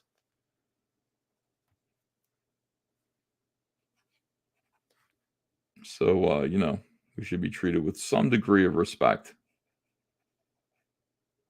And I want to be in business with them. I think Indiegogo treated us right from the very start. I think they've been kind to us, and I don't understand this. I don't understand the shadow banning thing. I'd like to have it reversed. I don't want everybody to make their own platforms. I think everybody making their own platforms is going to be devastating for Comicsgate. Because you see, I could make my own platform and I could do just fine. Shane can do just fine. But you see, the great thing about Comicsgate, the appeal of it is any man can do it. Any guy can do this. Any person can crowdfund and make a comic book. But you know what? That's dependent on the participation of Indiegogo or Kickstarter or any of these other platforms to make that happen. These little guys cannot afford. Guys who are funding their comic books for $8,000, $5,000, they can't afford to make their own websites. They can't. So if Comicsgate leaves, if I pull my business away from Indiegogo, if John does, if Shane does entirely, those people are going to suffer the most because no attention is going to be brought to Indiegogo where their campaigns are also. So that's going to completely dry up for some people. And that to me is not something that I can allow to happen. And I'm going to see what I can do to fix things.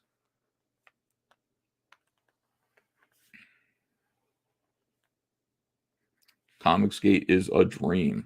People want to make comics can make comics. That's it. That's what it's all about.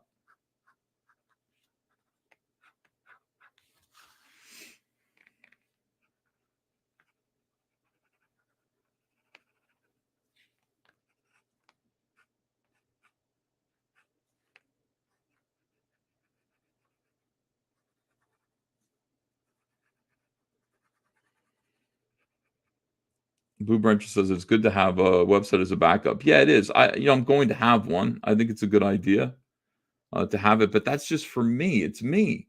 Like it's about my survival. I represent like the whole thing about Comicsgate to me is that it's about making what happened to me in terms of cancel culture a good thing for everyone else. The fact that like I have to crowdfund now instead of working for DC Comics and all this other stuff. It's a whole other process, a whole other lifestyle that I lead now. But let's make that a positive thing by bringing other people along. It's not just me. It's got to be other people who also agree with me about the state of things, who also benefit from this, so that the movement is larger. It's you can't deny its existence. It needs to just be there. People need to be raising money and making comics.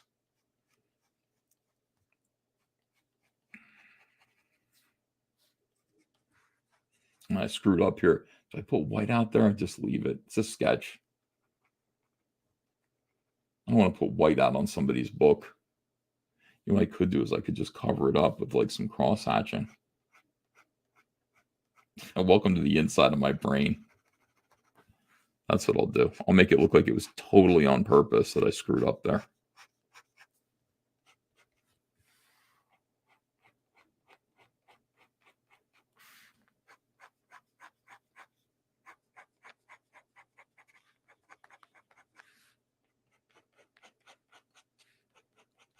Oh, look at it. It made the whole drawing better. Necessity, the mother of invention.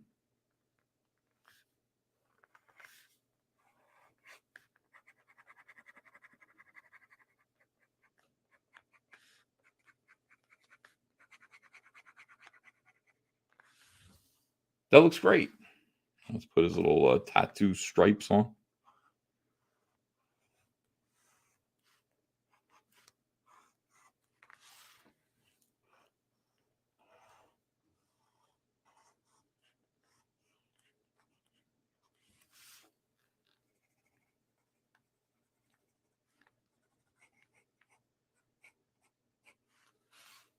And let's not forget to sign it at the bottom this time. And date it.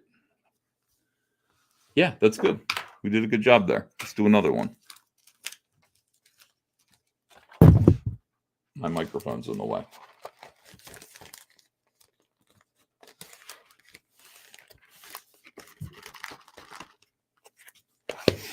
Joe Kazna says, you are still talented, EVS. Yes, and discovering more talents, Joe.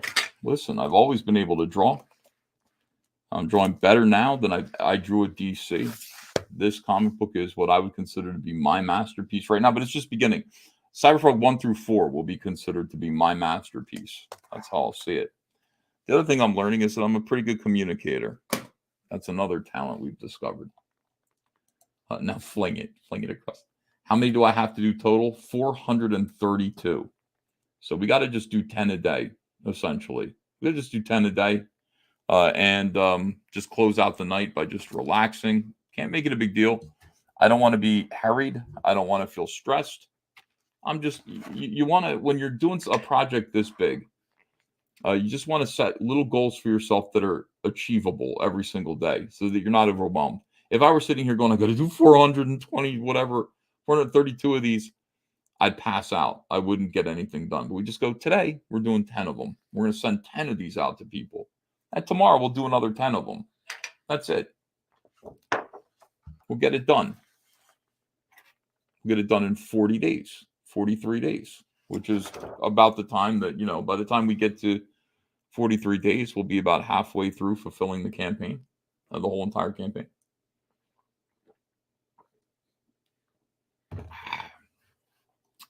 All right, let me see where we're at here. We're getting more super chats, which I appreciated. Shaggy Bear says, I thought whiskey was the mother of invention. Whiskey is when I need to go to sleep. I'll start drinking when, it's time to go to bed. Holy balls, says Head Rock. Yeah, a lot of people want these sketches. This is a bargain. I will be offering the same gig, the same offer in Cyberfrog 3. Here's what I'll say about Cyberfrog 3. Launches on March 15th. Be there early. Be among the first to back the original art tier if you're going to do that. One gentleman, the person, I go in order of backing. So the first guy who backs the original art tier gets the first pick of pages. That includes double page spreads, whatever you want, counts as one page. So be early on that and definitely hop on the head sketch add-on. $100, $100, and you're going to get a nice, sketch on the inside here, which will be nice. Does Ethan color? Not very well. Not very well. But yeah, for Cyberfrog 3, just heads up. I think everyone who backed the original art tier was very, very happy this time with what they got. March 15th, everyone.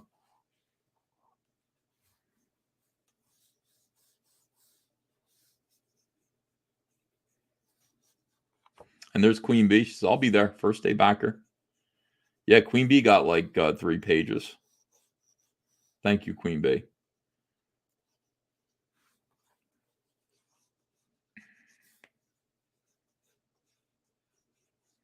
But yeah, so it's not just backing, it's also being first in line if you can. And there will be a 24-hour Ides of March cover as well.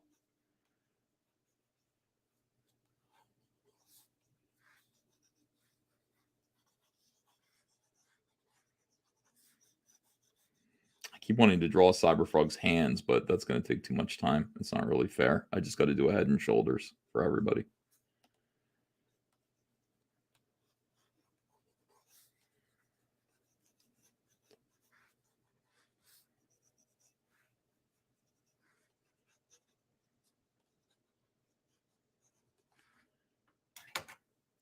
Do you know you're also streaming on Twitter? Yes, I know that. I'm on Twitter and I'm streaming on Facebook too.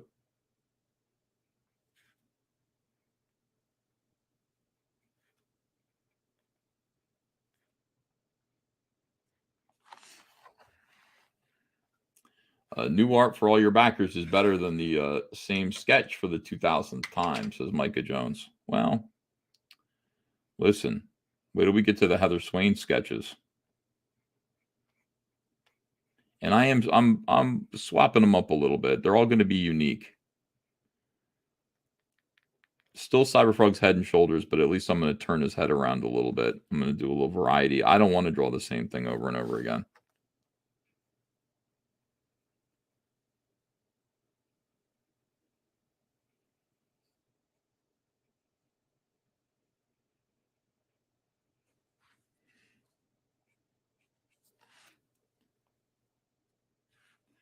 David L says, let me see. I didn't know you could stream on Twitter. You can. And by the way, I'm monetized. I'm going to be monetized on Twitter. So I'm going to be creating content. They're doing this experimental thing where, they'll put ad revenue. They'll get ad revenue from your Twitter stuff. And that's cool. They sent me a whole thing and they said, if you let us, you could be one of the people in the experiment to see if this works. You could make $5,200 a month. And I went, oh, okay. What kind of experiment do you want to do? Is it Dr. Mengele style? Whatever. I'm up for it. $5,200 a month. That would be fantastic.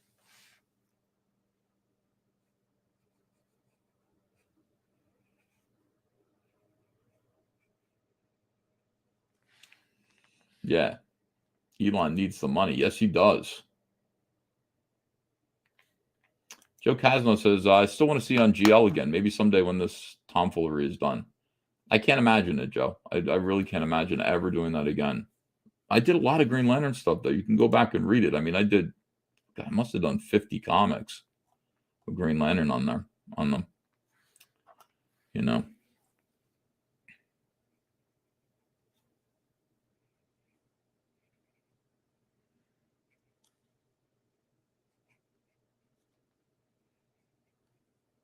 Yeah, I'll tell you how it is. Michael Bancroft says, hope it's better than the shorts ad revenue. I don't even try for ad revenue on YouTube anymore. I don't even try. I just, my channel's monetized via you guys, super chats. Because, in order to get ad revenue, first of all, you got to be chasing the topics. I mean, the good thing about chasing the topics of the day is and doing shorts, or just shorts in terms of 10-minute videos or shorter, is that you get more attention or you'll get more subscribers. And I do want to do that. That getting more subscribers sounds like a good idea, but the ad revenue is wildly varies. And it's just better just to go on and put a good radio show on at the end of the night and get super chat money. Do much, much, much better.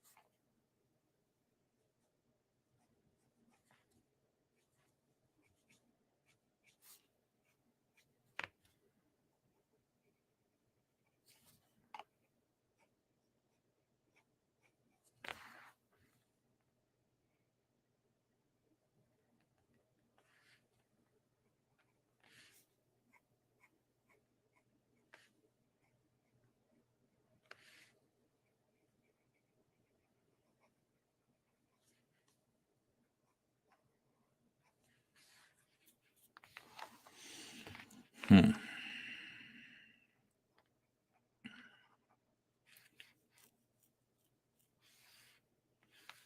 Let me see here. The tomfoolery will end, though. Generation Y's kids will be foul-mouthed and saying whatever you want. You like the good old days. Yeah, but but Joe, I don't. Joe, do you understand? I'm making way more money than I was back then to do what I want to do. I mean, people are like, "Don't you want to go back to DC?" I don't understand. Like, for what? For what reason? I wasn't making that much money. I didn't own any of my work. I think I guess I have to sympathize with people. Working for DC just seems like the dream, or Marvel. It's like you work really hard as a comic book creator, and few get selected to be good enough to work for the big two, and that is like, that's really saying something. In a world of just kind of mediocre artists, working for DC and getting to draw their characters is a real compliment. It really says something about you. It says something about your skill level. It says something about your achievement, your abilities. And I guess I understand that. But I'm already there. I've been there. You understand? I was there for 20 years and I kicked everyone's ass. And I did everything. I had a great time. I did everything that I wanted to do. I was spinning my wheels in 2017 and 2018, drawing monthly Green Lantern stories that didn't matter. They were fun. They didn't mean anything. Jeff Johns had largely moved on to greener pastures in media. I didn't have a writer to work with that was as kind of like world changing as Jeff. And I was just sitting there drawing whatever came my way and just being a good soldier. I didn't really, I would have just aged out there anyway.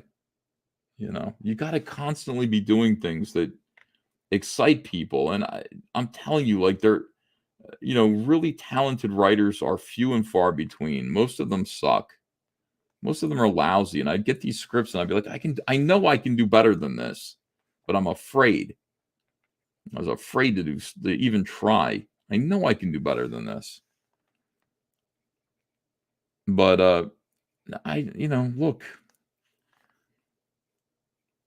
I understand that whole thing. Like, this is the peak, this is the pinnacle. Understand, I've been to the mountaintop and I've seen the promised land, and it's Comicsgate. It's freedom. What is the promised land? The promised land of comics is being able to do whatever it is that you want to do, to tell the stories that you want to tell and make a decent living at it. Now, throughout history, that's been nearly non-existent for almost everyone in comics. In order to make or approach perhaps making a decent living in comics, you had to work for the big two. They were the only ones that offered steady work. I worked there and I did fine. I was making consistent six figures at DC Comics, but I was working my face off. I had to answer to people that I did not agree with all the time. I had to work with perverts a lot of the times, creeps, people with egos, massive unearned egos. I earned mine. It wasn't, look, there are parts of it that were great, but I like the travel. I like the camaraderie. I love Dan DiDio. I love Bob Wayne. I love those guys. I loved a lot of my editors, but they're all gone now. And what's left are the characters, and I just don't care about the characters as much as other people do. I care about my characters more. And I care about taking care of my family and having a future. Let me see. You should sketch some Cyberfrog making funny faces. I'm giving him a little bit of a smirk here, an upturned smirk. But yeah. There's just no reason to go back, but I understand it. I completely understand why people what is this? Can you unblock my dork husband Word Nerd in the chat? It says Captain Shitacular. Are you Word Nerd's wife, really? Hold on a second here. Look, hold on. Did I block Word Nerd? I might have. He might have been getting out of line, Mrs. Word Nerd. He's got an attitude problem that you might not be aware of. But let me see what I can do. Settings, is that where it is? Community. All right, those are my moderators. Let me turn this off so I can see better. All right, now I'm looking at people who were blocked here. And most of them are people I don't know. There's somebody named Big Tits Anna, fake Mark Wade. Who are these? Oh, the Real Hayseed. Is that him? Hold on a second. Is his name the Real Hayseed? Is that Word Nerd? Or is that the other dude? Let me catch up with you guys. I will not forget. I will not forget Rome Grown if I see Rome Grown. Ethan, fix this. Who is Real Hayseed? Is that Word Nerd or is that other sped over at War Campaign? Why would you block Big Tits Anna? She sounds nice. Yeah, I don't know. Hold on a second here. He's the inexorable Word Nerd. Right, but okay, he didn't change his name or anything like that. Real Hayseed, I think, is another War Campaigner. I'm looking for Rome Grown, too. A lot of weird porno in here. A lot of names I don't recognize at all. I blocked Colonel Morg. Fuck you, dude. All right, hold on. I know I blocked him. He was getting on my nerves. Let's see here. Oh, Rome Grown. I found him. Let me save. Okay, so Rome Grown is back. Let me get back to it and look for an inexorable Word Nerd.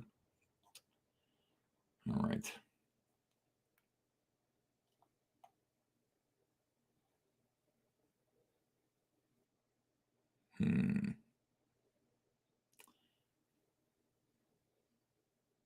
Yeah, fake Mark Wade. Really concerned about fake Mark Wade. There's a person in here named Suck the N-Words, but it's spelled out D. Suck the N-Words D. Got banned by me. Feel bad about that. Should have given him another chance.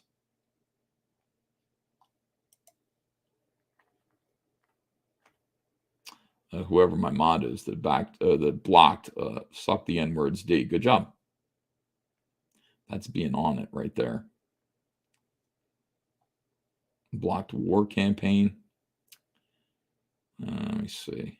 Trying to keep my chat curated a little bit. Not too much. Just want people to have fun here.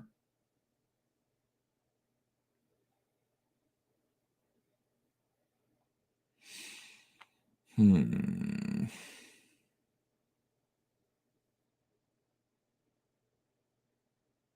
know what? I just don't see him. Fugman 4. Isn't Fugman 4 cool?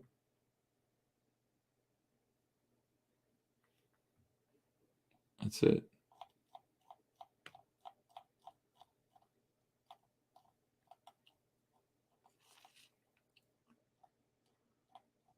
I don't see the inexorable word nerd blocked. I'm sorry.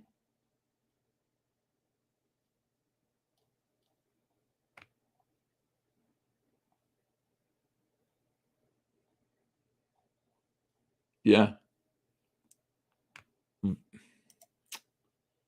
another individual that is controversial but should not be blocked that I just unblocked. Fugman 4 was blocked. What the I have no idea. I don't know. I don't know.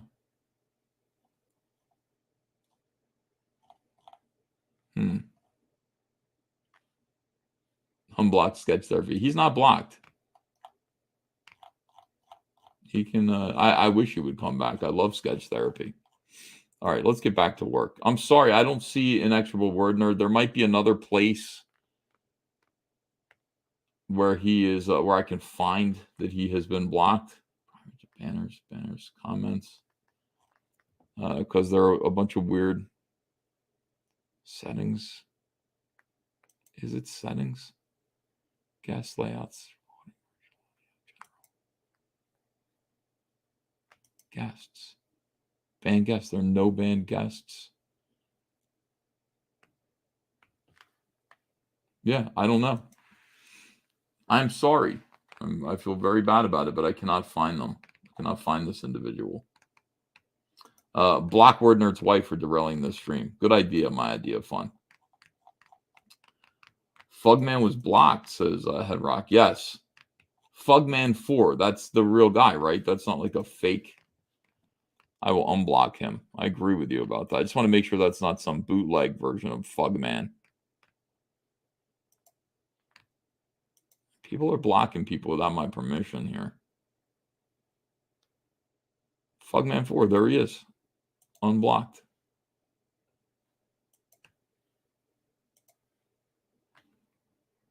Let me see. Let me take one more quick look here.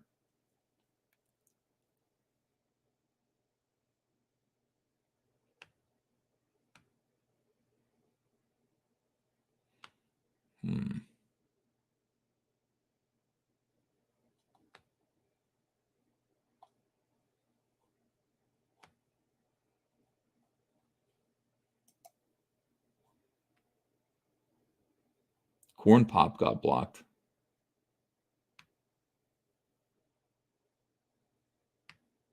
I wouldn't have blocked him.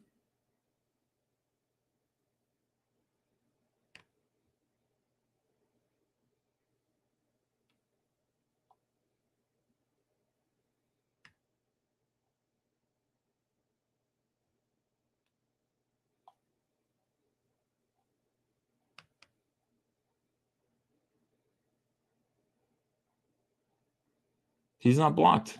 He's just not here. Yeah, I can't explain it. Bad Hombres EVS, says Adrian Stone. Yeah, I agree. Sketch therapy's in Tim Fool's chat. I wish you would come back. I love sketch therapy. Will you be joining the betting pool that JD and Dark Rift started on when Liam Gray will come back to YouTube? He'll be back. He'll be back. I don't know why he does that. Liam drives me nuts because look at this. Ethan's a liar. He censors all the time. You spelled censor wrong.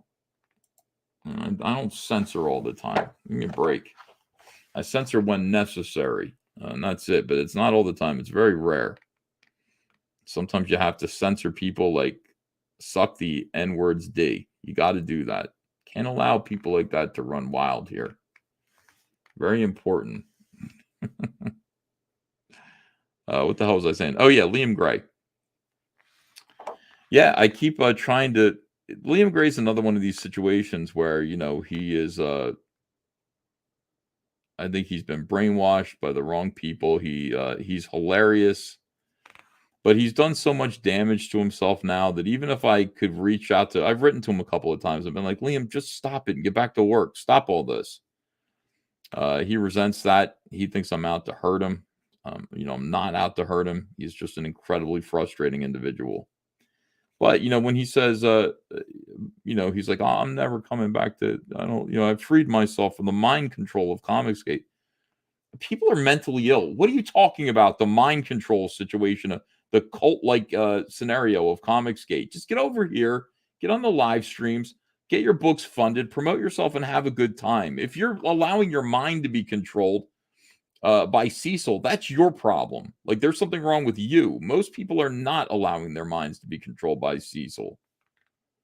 Well, I hope, anyway. Get over here and do your work. Stop being weird, man. Like 2018, 19, they're over now. It's over. War campaign is gone. Not here anymore. War campaign seemed like an idea that was necessary at the time. Turned out that they were way more trouble than they were worth. Their whole thing was they were supposed to be fighting SJWs for us. They ended up fighting us. They were funny when they made fun of Smiller and Doug TenNapel and also Edwin Boyette. But other than that, they sucked. But they're gone now. So, get over it, dude.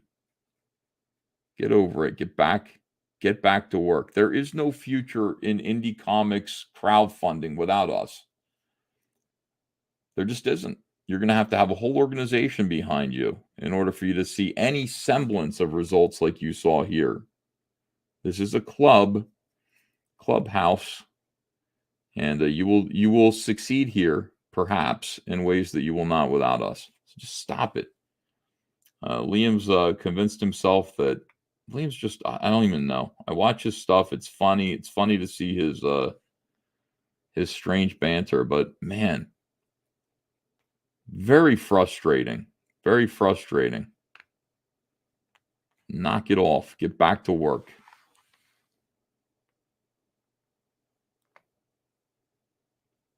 A lot of people like that. Shaggy Bear says, Cecil has you now. Just relax. Oh, you think so?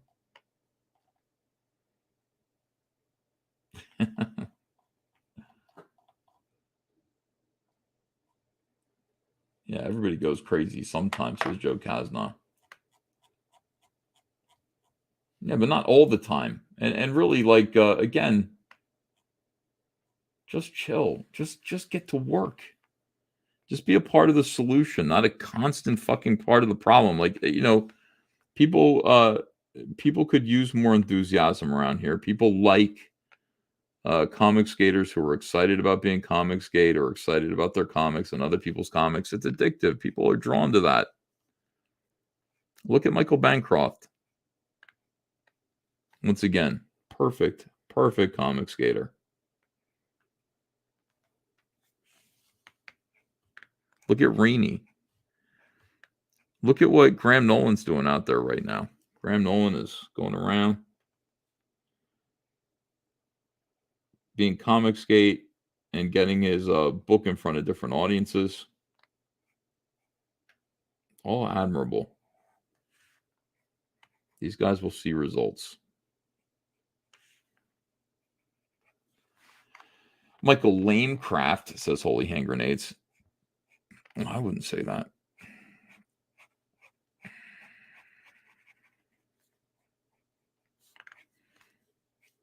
Michael Lamecraft.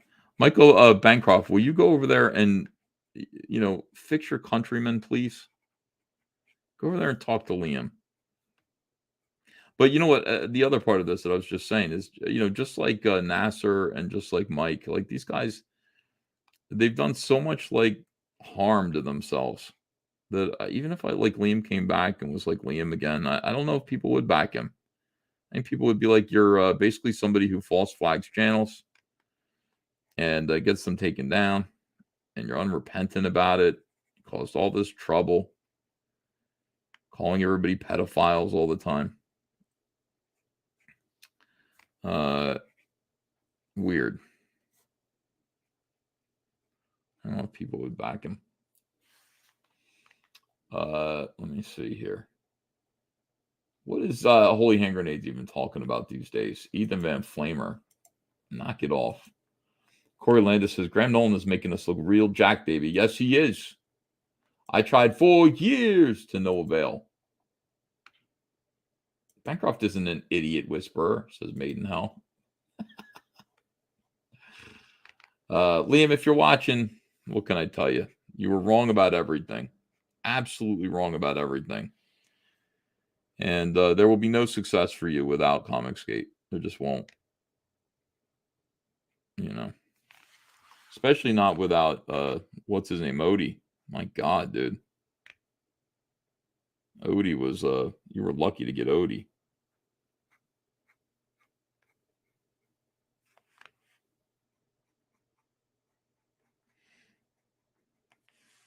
Evil One says, what's the deal with TenNapel? I missed that part. Doug TenNapel is, Doug TenNapel reached out to me during the heyday of like early Comicsgate 2018. And he was crying poverty to me. I knew him from like the private Facebook rooms the conservatives and comics had. We were all in private rooms. We all knew of each other, So I knew who Doug TenNapel was, but I never really talked to him before. People always said, "What about Doug TenNapel? Who's that?" He created Earthworm Jim. He's conservative. Oh wow, really? Cool. But anyway, he reached out to me and he sent me this long message about how he was broke. He'd just gotten fired from a Scholastic comics gig, and he was really in trouble. And he was watching our streams. He was really impressed with Comicsgate, and he really wanted to be a part of it. And he really wanted to get his own book funded like we were and all this stuff. And I felt really bad for Doug, and I was just like, oh man. I was like, how much money did you lose on your Scholastic deal? And he said, well, it would have been $26,000 per issue per book, and that's gone now. And he said, I got to start over somehow. So I said, well, you come on the show, you create something new, and we'll try to get you a comic book funded. So Doug came in and he introduced himself, and because I was having these private conversations with him, I saw him differently than everyone else did. Cecil immediately saw him as a flim-flam con artist, like huckster. Immediately sussed him out as a pompous, ex-Hollywood douchebag. And he would tell me that all the time. I'd say, no, you don't understand. Like, he's a conservative who's kind of, he's outspoken about his views. He's, exited from the bunch of jobs. These are people who we have to help. Cecil was like, no, he's a douche. But Doug came in with something called Bigfoot Bill, and he got it funded to the tune of about $250,000, something like that. That was a lot of money, a lot more than his $26,000 that he was looking for. And I thought this was great. Like, I thought, wow, this is cool. Like, we did this like together, so you're going to be a part. The idea of Comicsgate is like, we want big comic book celebrities to stay with us so they encourage others to jump over. Now, we had just raised $220-something thousand for Doug. Surely he would be grateful and he would want to stay with us because we're where success is. Not so. Doug said, thanks for the money. I'm out of here. And I said, he was saying, I'm gonna bring back Earthworm Jim. And we're like, well, we would like to do Earthworm Jim. Well, we would like to promote that book. And, that should be Comicsgate's book. And Doug said, nope. Publishers, the people who own Earthworm Jim said I can't be associated with anyone controversial, with any controversial club. Well, that pissed me off. That really fucking pissed me off. And what's controversial about Comicsgate to somebody like you who's out there, saying whatever you want to say about trans people and gays and all this stuff? I don't understand. Why couldn't Earthworm Jim be associated with us? I find that very insulting. And, this was going on Twitter, and I said, I don't get it. Like, I don't understand what's so controversial about Comicsgate, but not you. Why can Earthworm Jim be associated with you, but not us? I don't get that. And I said, is Earthworm Jim anti-gay like you are? And Doug flipped the fuck out.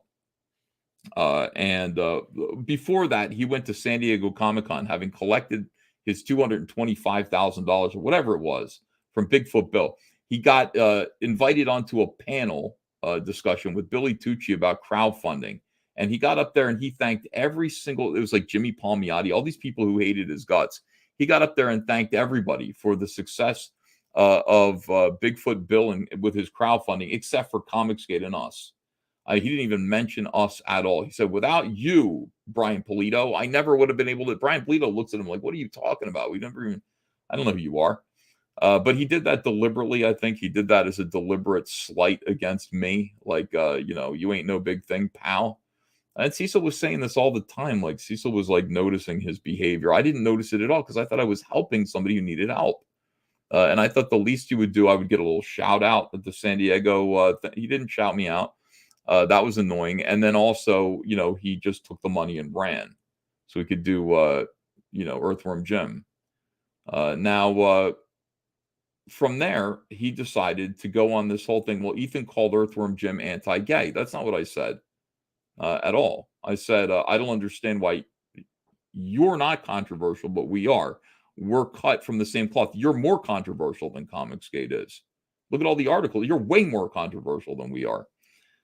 And Doug went on this whole thing about how Comicsgate is anti-Christian and all that. It really did his best to kick me in the ribs over this whole thing and continues to.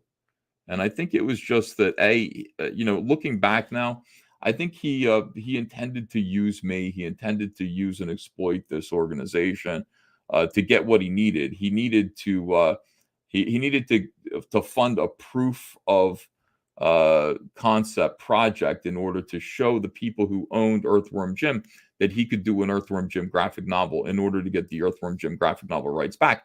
He confided in me that he was going to have to trade all of his royalties for the video games in perpetuity for the right to do the graphic novel, but they needed to see what the graphic novel was going to look like. So he exploited and used Comicsgate to raise the money to make a graphic novel of a character that looked like Earthworm Jim, okay?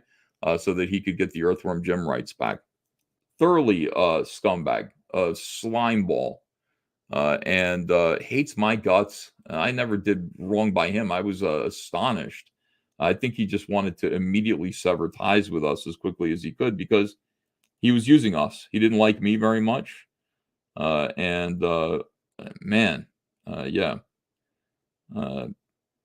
on a live stream every single day will really expose you to people. They'll see who you really are. And people really kind of started to get a sense about who Doug TenNapel was. In ways that maybe were not so flattering to him. And then he started to try to turn people against me. People like George Alexopoulos, Smiller was already almost on his side, angry with me. All of these other guys. Giving aid and comfort to people with real mental problems to go after me, to give me a hard time. People like the Amazing Adam, whatever that guy was. Flattering them, saying, you're really extraordinary. You are an amazing person. Now go get Ethan. Go mess with Ethan Van Sciver. So that's the Doug TenNapel story. And we didn't really let him get away with it. I think we hurt his he wanted to just get away with this. But no, people know who he is now and what he's about. But that's the Doug TenNapel story. I don't like to talk about him very much because it pains me. It pains me that I want to work with conservatives who have been blacklisted, and I want to find out that they're good people. And I found that out about a lot of people, like Chuck Dixon is a good man. Bill Willingham, a good man. I don't think he's been blacklisted. Billy Tucci, a good man. John Malin, really good guy. Every now and then you find that some of these people really are scumbags. And it's not just what they believe. I can deal with Doug's belief system, but I'll defend him for it even, but it's like just being that ungracious, deliberately, almost hostile in your ingratitude. was offensive to me. And yeah, he thought everybody around him was really stupid. And I guess we were, because we actually cared about him and wanted to help him. The Doug TeNaples story. Yeah. We were. And Cecil said it all along. Cecil's putting out a book right now called Dirtworm Doug, which essentially tells the story of what happened, but with animals. And you'll once you read that, if you backed it, once you read that, you'll get a good sense of what happened with Doug TeNapel and Comicsgate. He got it exactly right. Cecil called it from the beginning. He knew exactly what was going on. But I didn't, because I was like, my job is to help people. I don't want to be I don't want to be disillusioned about that. I really mean well. I want to help you. I want to help comic book creators who have right-wing beliefs to be able to continue to make comics. I want to do that. I don't want to distrust everybody, but it's really been an education for me, and not a pleasant one, about people and how they are, and dealing with egos, which I can handle.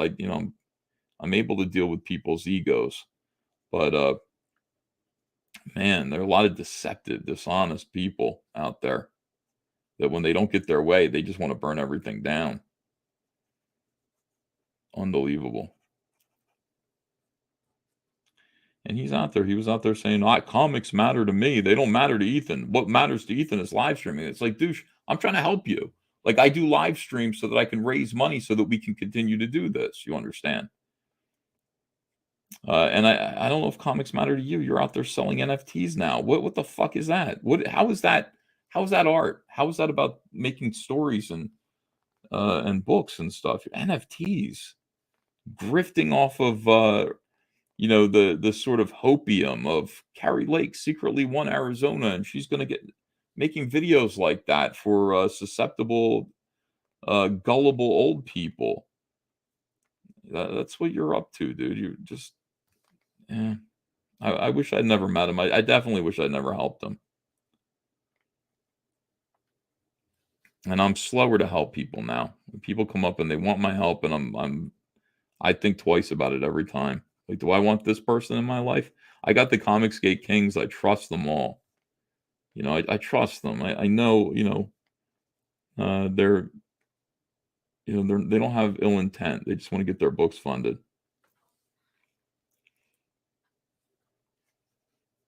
All right, here's a nice little Cyberfolk sketch. Let's draw his little shoulders there. Sorry for going off on an unpleasant rant there.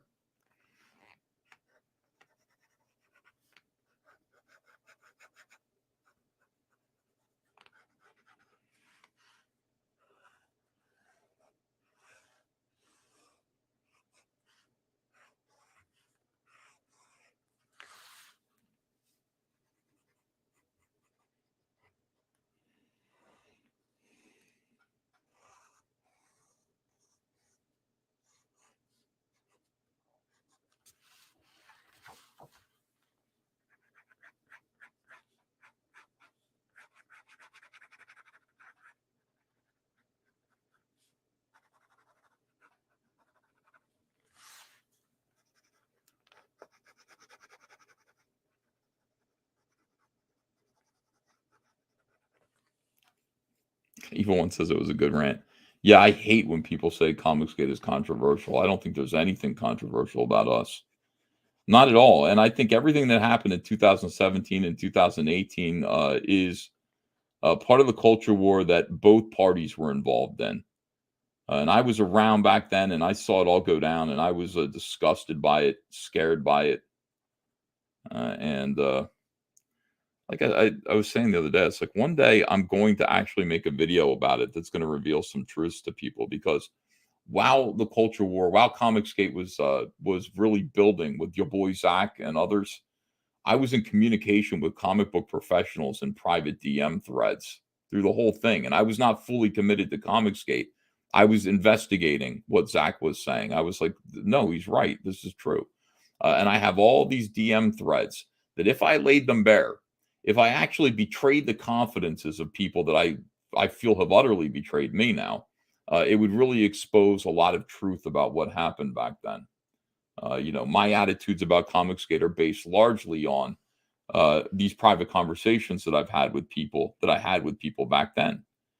Communications. I understand that there's bullshit. I understand the bullshit of Heather Antos and the milkshake situation.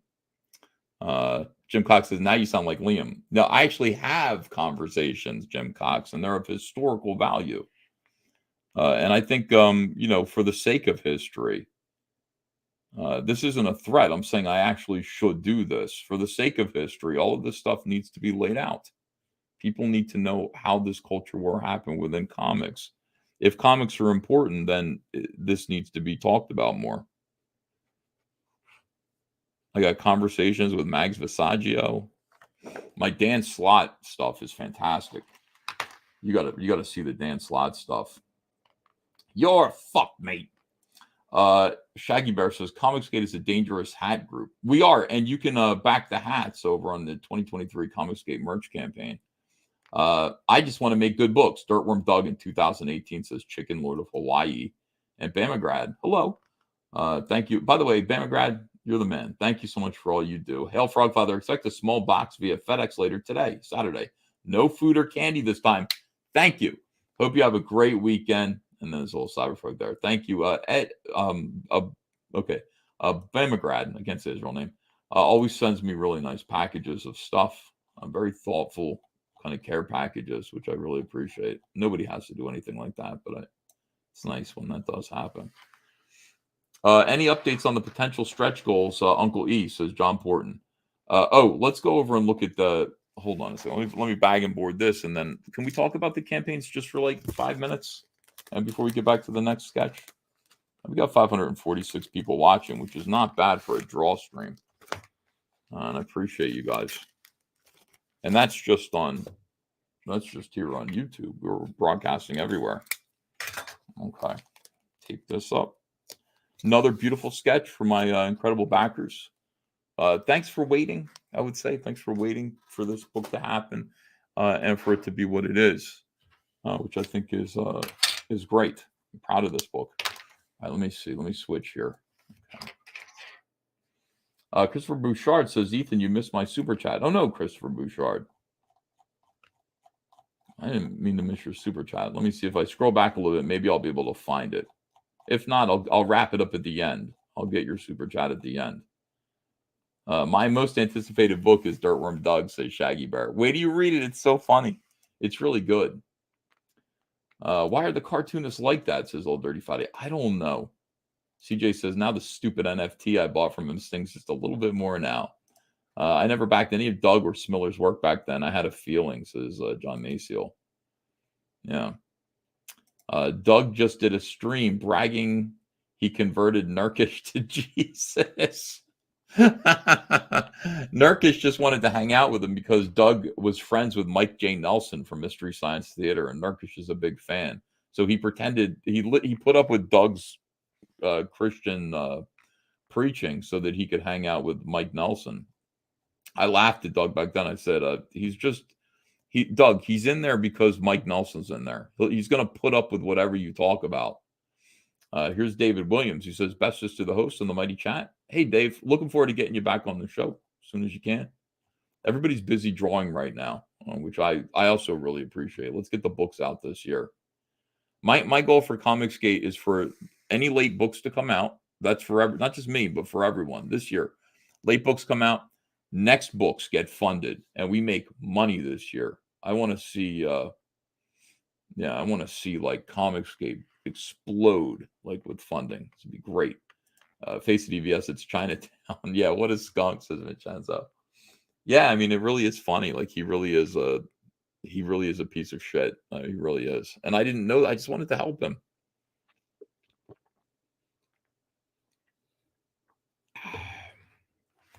Let me see here. My people, bring me the cheddar. Did I tell you about when I hung out at a restaurant and Ben Affleck was there? How about the party where I hung out with Paul Williams? He'd say stuff like that all the time. He tried to big time us with his celebrity stories. So we're just like, all right, let me see. I'm Christopher Bouchard. I don't see you. I don't see you here. But you know what? It doesn't matter because I'm going to go back and read all the super chats in the. Oh, there you are. Hello, Ethan. Enjoying the Blood Honey comic and can't wait for Wreck Planet and the rest of the Cyberfrog series. Christopher is anxiously waiting for Wreck Planet. Like, he didn't back it because he's new around here. And he's just like, how do I get Wreck Planet? I'm like, you got to wait until the backers get it. Listen, we want to sell it. Like, the way our business works, me and Andrea, we take your money. We have to pay ourselves a small stipend in order to stay in S Corp, but we really don't get paid from the backers' funds. What we have to do is we use that money to make as much product as we can and to make it as beautiful as possible. We fulfill all the orders and then we sell on our eBay store. So, we make a profit by selling the remainder product on our eBay store. So we're looking forward to finishing Wreck Planet so we can finally get paid for it. That's the whole thing. We'll put it up on eBay. We'll finally get paid for Wreck Planet. It's going to be terrific. We have so much product, so much great stuff. So we're looking forward to selling you a copy of Wreck Planet, and we're fulfilling as fast as we can. That's important. Do copies of these books come to eBay eventually? Yes, Joe. I overprinted by about 10%. So I'll probably have about 1,000 copies of Jay Lee's Wreck Planet for sale, and 200 of the other common covers. They'll all be for sale on our eBay store. So you'll get you'll definitely have a chance. You'll pay a little bit more. And the reason why I want you to pay a little bit more is because I want to encourage you next time. Please back the campaigns. One of the problems is that people don't like waiting. I understand that people don't like waiting, and waiting 3 years is too long. I acknowledge that. Okay, I'm sorry about it. We're going to stick to Cyberfrog books from here on out. Rainbow the Brute's going to get done. It's going to ship by the end of the year. We're only going to do Cyberfrog books. I'm going to chill with the extraneous campaigns that require too much of my attention. And moving forward, we're going to get these books out annually, at least once a year. I need you to back them. I need you to front me the $25 or the $100 or whatever it is that you want to back, whatever level you want to back. Because if you don't, then I can't make the books. It's as simple as that. And the more money I get from backers, the better the product is. So, I don't want to go back to, we will if we have to, but I don't want to go back to just regular comics. I want all of our comics to look like this. And that's crowdfunding. That's because of you guys. If we don't do it this way, if we do not, I don't get backers and people who will actually support the idea of the book being made, then we're stuck where we are. Speaking of that, here we go. Let me see. Present, share screen. A couple of campaigns. Dark Harvest. Where is it? Hold on a second here. Let me just make sure everything is well. I had to restart my computer. Dark Harvest. Cycling. All caps comics. Cycling. There's Wreck Planet, Electric Blue, Cyberfrog. Okay. All right, let me see here. Drinker's Book. Buy it, fellas, says Holy Hand Grenades. Yeah, I know. He's got a book called Dark Harvest, too. God bless him. But I got my title independently of his. And we got to use it because it's important. Cyberfrog Dark Harvest is the new campaign that I've got up there right now. It features 3 comic books, 3 different books. One is this right here, Unforgettable Tales hardcover. This is the big thing I thought that I was pushing here, but it turns out maybe Dark Harvest is going to be bigger. But the Unforgettable Tales collection contains 3 issues of Unforgettable Tales, all collected in a nice hardcover edition. And I want you guys to have this on your shelves. It's going to be worthwhile. Beautiful. That's $40 to back that. The next book is going to be called Cyberfrog Dark Harvest. And this description, I'm throwing it completely out. Dark Harvest is now 10 original pages of story. It talks about what happened to Lily when she walked into the cave. You'll know what that means when you read Wreck Planet. And it's going to be a whole lot of extra story, more information, more stuff like that. And then it's going to be 10 pages of preview of Cyberfrog 3 Red Extermination. So you'll get 10 pages of new content that's not available anywhere else, and then a 10-page preview. It'll blend right into the 10-page preview of Red Extermination. This comic here is $20, and stretch goal is once we get to $50,000 in funding, it's going to have a foil cover, just like the Wrecked Planet preview book had. So hopefully we'll get to $50,000. We'll do a foil cover on this. And the third item is the Cyberfrog Blood Honey Team Up Chromium Edition. This will be the best version of Blood Honey that there's ever been. 80 pages, contains all of the material from that campaign. Everything is going to be included in under one cover here. It's my favorite piece of Cyberfrog artwork, but we're going to do a Chromium edition of it now. It's never been Chromium before. $25. So it's going to be beautiful. Don't miss this. Don't miss any of this. And support this campaign, please. I think I posted a preview page of, let me see here. Let me find it. Posted a preview page from the book here, Dark Harvest. If I can find where I put it. Scrolling through my own Twitter. What an amazing thing. Yeah, people are getting their, here it is. People are getting their original art, and they're very happy with it. Master of Boob says, I was in a pickle myself today, and I thought, what would EBS do? And I ended up telling someone to go F themselves with Alpha Dominance. Thanks, E. That's what I would have done. I largely would have said, go F yourself. It would have worked. Let me see. Phil Owen says, I want to write you, but I wonder if you would even read my short letter to you. I read all of them. I read every letter, of course. I really appreciate it. I like hearing from people. Here's a preview page from Dark Harvest. Here, I'll open this up in another tab so we can blow it up a little bit here. It's just in the middle of nowhere, but here's a nice look at what the book's going to look like in black and white anyway. A little preview of what's to come there. So it's going to be good. Don't miss it. Good story here. Good little addendum to the story. Good little missing piece of information. I like the idea of doing in-betweener books where there's additional information to the story. It's not necessary, but if you want to know more stuff, it's in there. If you want more information, it's in there. That's what I like to do with the way I tell stories. All right. Very good. It does look dark, so no false advertising, says Matt Thornton. It is very dark. It's the darkest of dark. Ethan particularly likes night letters. All right, let's get back to work. We've got a lot to do, guys. And we got 536 people watching. Also, go to my eBay store. Should I give you an eBay sale? Let me see. No, I'm not going to do an eBay sale today. All right. Yeah, no eBay sale today. Yeah, we've got enough to do. We'll wake up, there'll be 150 items to fulfill for eBay, and Andrew is going to wring my neck. I better not do that.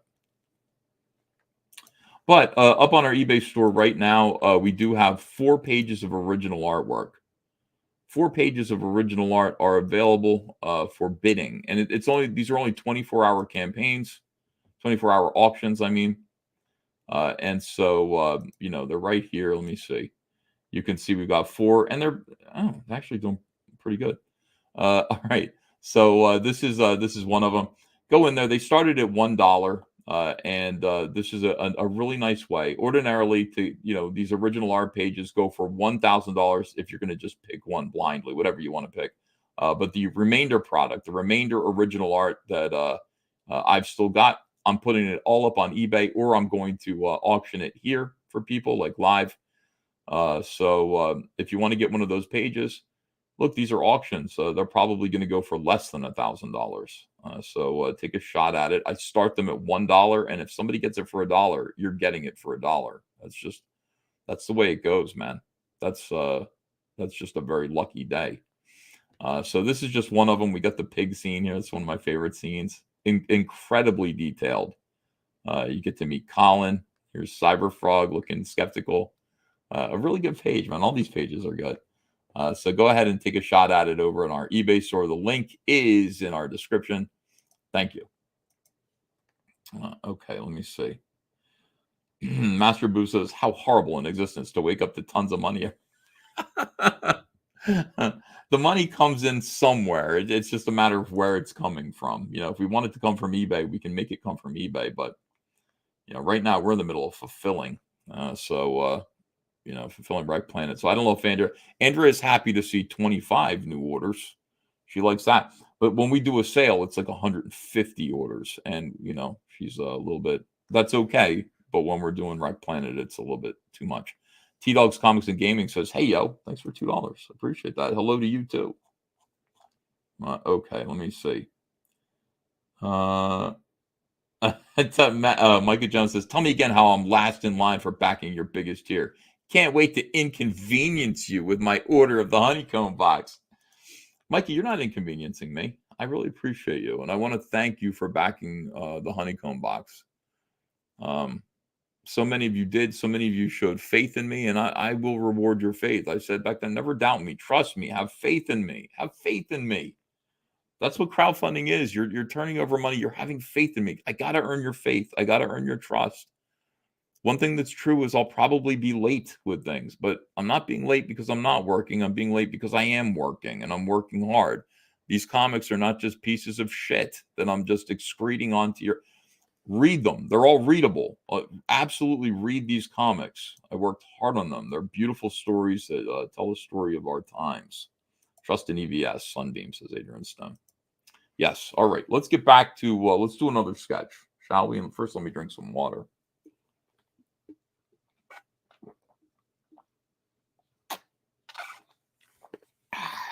All right. Let me see. Oh, wait, you're overworked? Maybe I shouldn't get that $85 bundle then, since you've got so much workload. I'm talking myself out of backers. No, please, we're happy to fulfill you. Thank you. No, we're not overworked. We got plenty. We appreciate you, and we will endeavor to serve you every single day at All Caps Comics. Queen Bee says, absolutely sublime. Queen Bee read the book. Oh, Queen Bee, thank you for your DMs today, by the way. I read them while I was about to go to sleep. So I didn't answer you because I didn't have my glasses on. But I want to say thank you for them. They're very thoughtful, very sweet as usual. And appreciate you. All right, here we go. Let's get back to work. Refund to help his workload, says Micah. Micah, do not refund me. Stop it. All right, hold on. Ethan is waffling. That's a side effect of not reading The Dead God. What is The Dead God, G-Doc Swift? I'm not waffling. I'm here. I just maybe I miscommunicate to people. Maybe people are thinking that I don't appreciate their support when I do. With all my heart, I depend on it. I say to myself, is today the day for an eBay sale? I don't think it is. I don't think today is the day for an eBay sale. That's all. I would like to sell you things, but that's maybe we'll do it another time. And thank you for your support as usual. We're happy to serve you. Zayd Comics says, Ethan, are you coming to Tampa? Not officially yet. I wrote to them and I said I'd like to be a guest, and they didn't get back to me. So for now, the answer is no.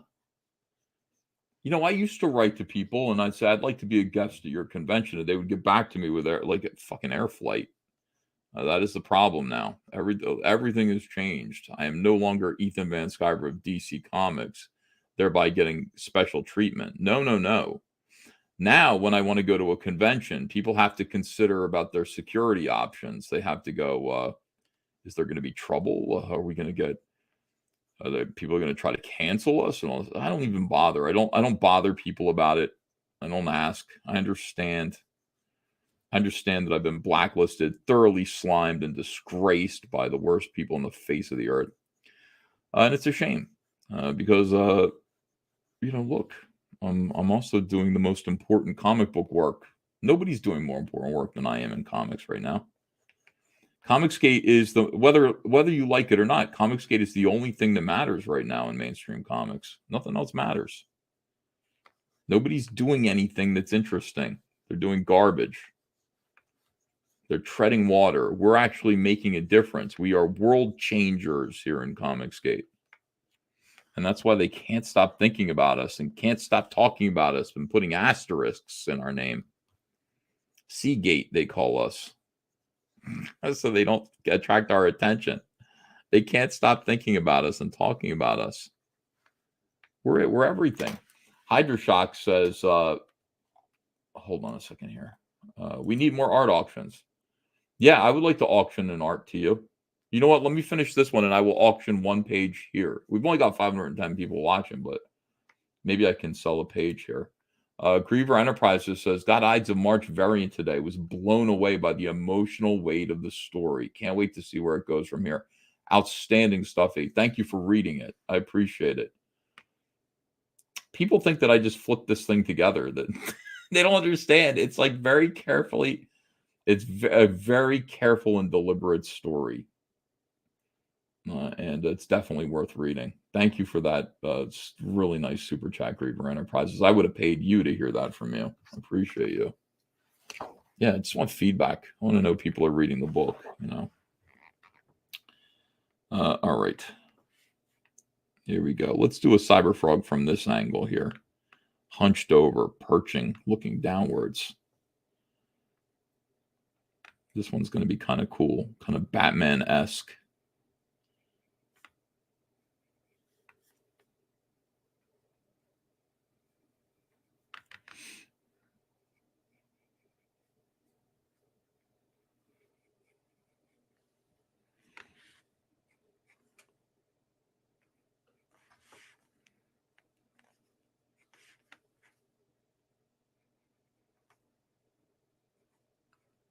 Yeah, Hunter's coming over today.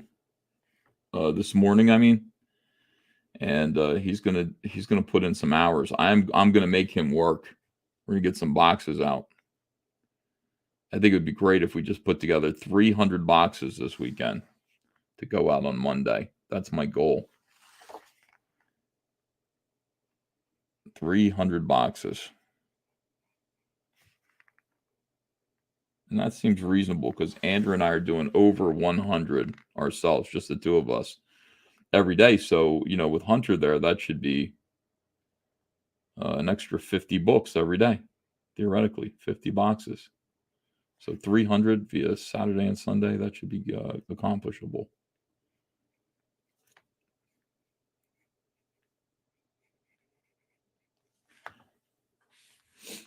Let me see here. Jonah Von Doom, thanks for £2. No comment there, just a nice little donation to the channel. Thank you. Appreciate you. Mortal V is talking about Lost Pages 3 Cornerstone by Zade Comics.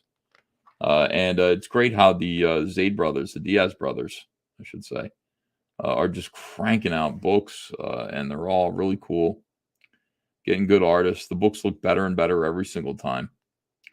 And those guys are out there doing conventions, doing everything. I really I respect them. I have a lot of respect for the Diaz brothers. And they're funny, too, on live streams. So I would recommend that you back Lost Pages 3, and if possible, pick up 1 and 2 from their campaign. I'll promote it. I trust them at this point. Those guys are trustworthy. Nicole J says, Ethan, thanks for stepping it up after that ass awful Jack show last night. I was just happy to not be the reason why a Jack show wasn't good. Usually people say you ruin the Jack show when you show up. I enjoyed it. I also liked lecturing Anna about getting married. Yeah, I had a talk with Andrew about that. I said, I was yelling at Peaches. I said, what are you doing, dude? Cohabitating. I mean, it's none of my business, but nothing's my business, and that's what YouTube entertainment is all about. Cohabitating with Anna for 6 years. Where's her ring, dude? What do you need, an escape clause? You're not sure yet? Lethal Diva says, Jack show last night was great. I thought it was pretty funny and entertaining because it was so awkward. And whenever something like that, whenever like a walkout happens, like Cecil just being like, you know what, F you guys, and then leaving. To me, that's great entertainment. It just is. He doesn't mean it. He'll be back. But it was just fun. What do you mean Peaches is wise and Peaches is smart? What are you doing? What are you talking about? You got a girl, you're living with her, you put a ring on her finger. Maybe I'm old-fashioned, but Steve Roberts says, I appreciated your support last night, Uncle E. Ha ha ha. Steve Roberts was there throwing big bucks at Anna. I love it. Listen, that's the whole thing. You got Steve Roberts waiting in the wings. You know, this is the thing. Anna's a dime. And if you drop that dime, Steve Roberts is there to pick it up. Pop that right in his pocket. And most men are. So you gotta nail that down.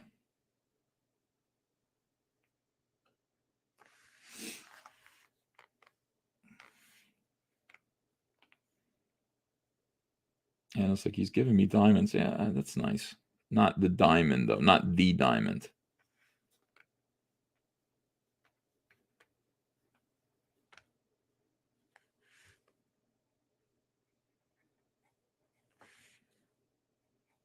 I know him old fashioned. I know him from the 50s. And that's just the way it is. But I do believe that.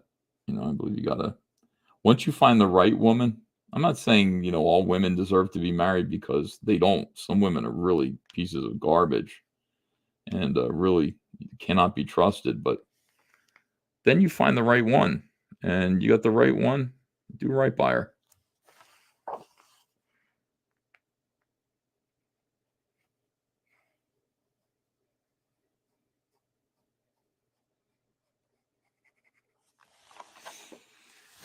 Hmm.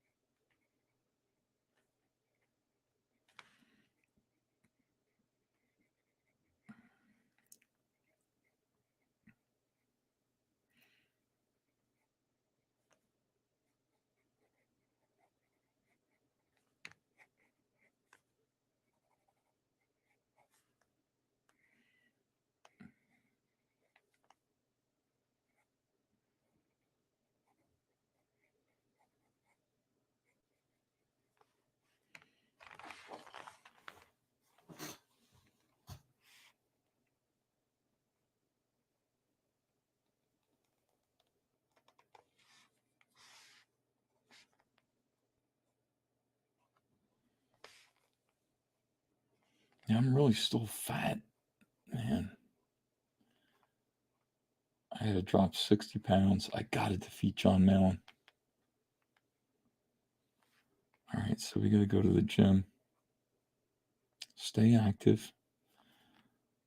I'm up on my feet, moving boxes around. That's good. Just in a constant state of movement. Keep lifting weights here at home and get to the gym. But you got to be running, dude. Stay on your diet. Keep running. I don't know how else to burn all this weight off. Got to do it, though. I got to beat John Mallon. I mean, has John Mallon been fatter? Has John Mallon been fat longer than I have? Or as long? Plus, he's younger than me, I think. John Mallon's younger than me. He's going to have all these advantages over me. These are all things I got to be concerned about as I make my plan. He said first man to 210 wins. 210. I haven't seen 210 since I was like 24. What is he talking about? Real trouble here. I may have bitten off more than I could chew with the John Mallon challenge. I gotta get Jay Bomba fan involved. Maybe if I get Jay Bomba fan involved in training me, I could beat John Mallon. Unless Jay Bomba fan is going to train John Mallon. Maybe he's already got him locked up.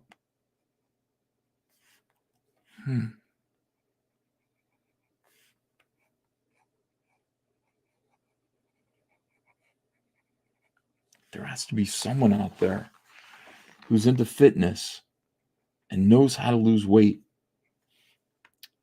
quickly and safely, effectively, transforming it into muscle, who also wants to defeat John Mallon. Somebody who also is motivated by defeating John Mallon. Everyone has lost to John Mallon in the past. almost everyone who competes against him, but I've never competed against him before. I've never had to taste the bitter tears of failure, of loss.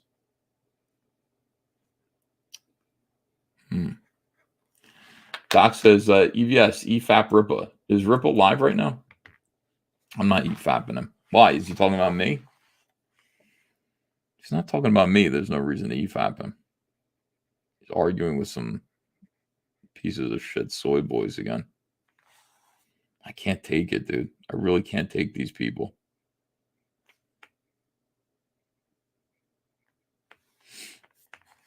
Let me see. Fight gorillas. It's good cardio, says Matt Thornton. Oh, yeah. Fighting gorillas is a good idea. Wait a second.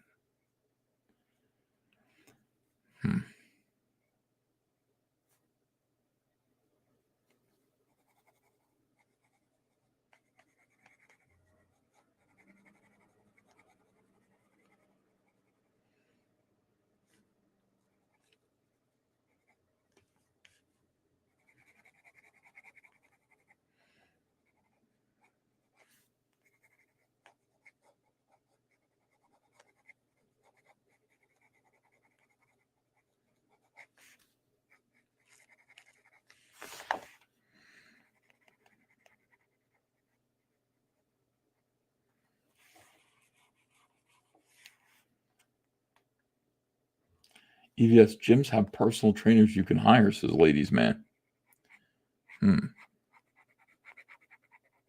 Yeah, but they're not motivated by defeating Malin. See, that's the other component here that people aren't recognizing. You know, everything, the best victories happen out of spite. You know, spite is a great motivator. You know, you want Cyberfrog to do well because we're spiting people who hate Comicsgate, hate us, hate normal people. Want your kid to mutilate their genitals. That's important. The spite really adds a little bit of flavor to the victory, and this is all about winning against John Malin. So you gotta have somebody who's like, yeah, I can see the urgency here, like somebody who's not necessarily as concerned about my safety and well-being as they are just about seeing that number move on the scale. You know, it's like this isn't necessarily the most healthy way to lose weight, but it's the fastest. It's called the Ethan diet. It's developed in Ethiopia. It means stop eating. You guys need to see me sitting here with flies buzzing around me with a distended stomach, looking, my eyes sunken in, looking confused. The Ethan diet. That's why they call it Ethiopia. It is true.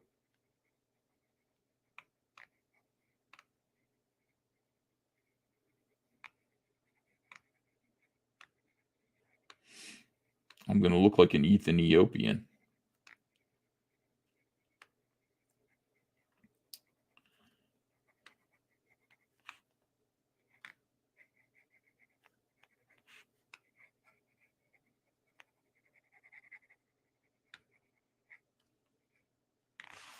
Who else is streaming right now? Is Ripa really streaming right now? What about Rainey? Is she streaming? What about Shane Davis?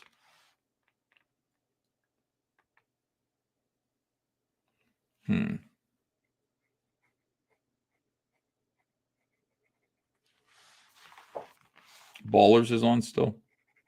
Are they drunk?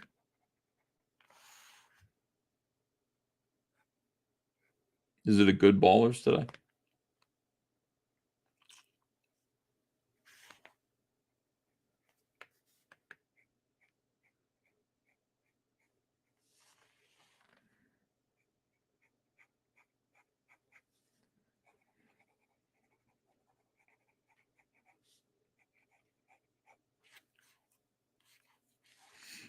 You want me to E5 Ballers? All right, let me E5 Ballers a little bit. I'm interested in what they're doing. Those those nutty whack jobs. Live debate about something. Monetize your haters, says Ripa.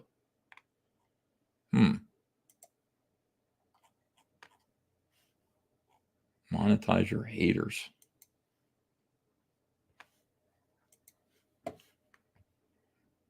Let me see. Present. Share screen. I don't know if I want to monetize my haters. Not in so many words. Maybe I do. Oh God! Whoa. Mandy, are you? I can't even look at you right now. I'm so disgusted with you. I'm gonna hit this bowl while you tell this sad fucking story. What is with Shane's hair, dude? Another one.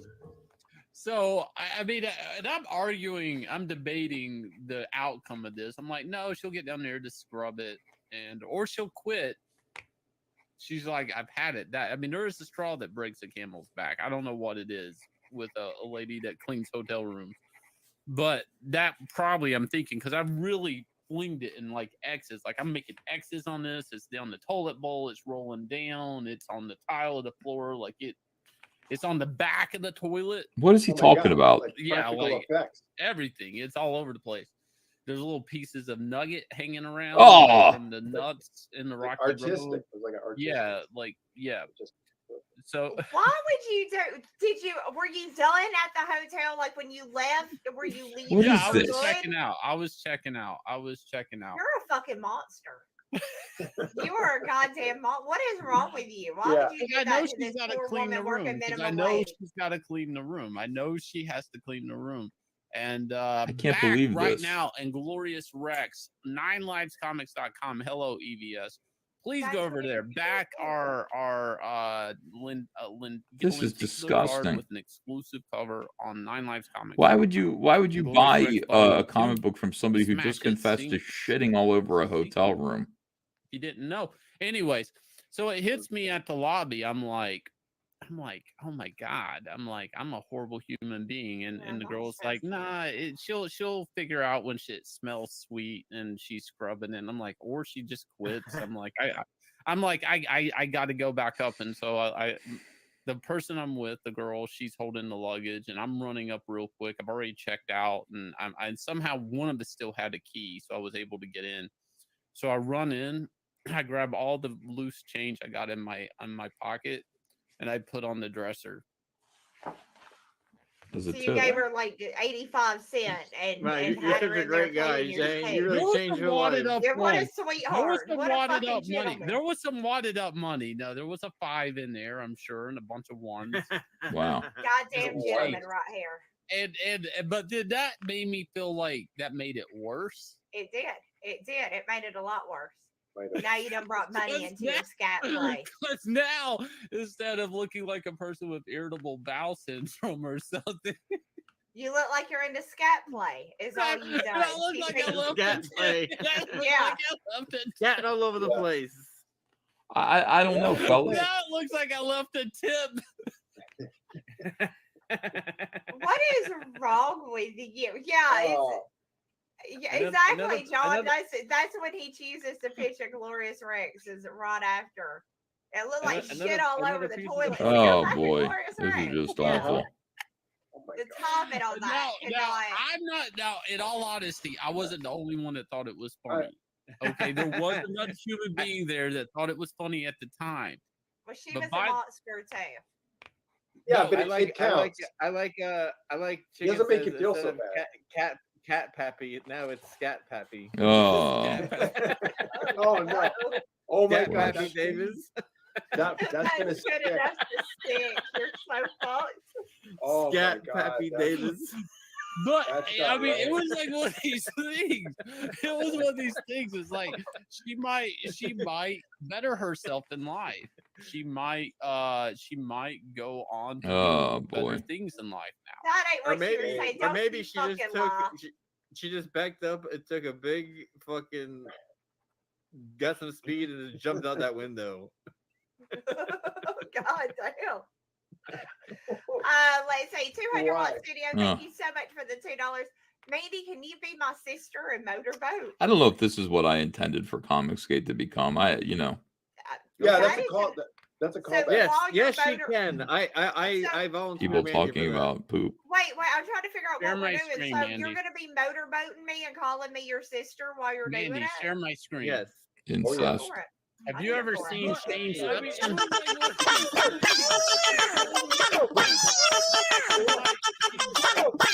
I mean, this is really a disgrace.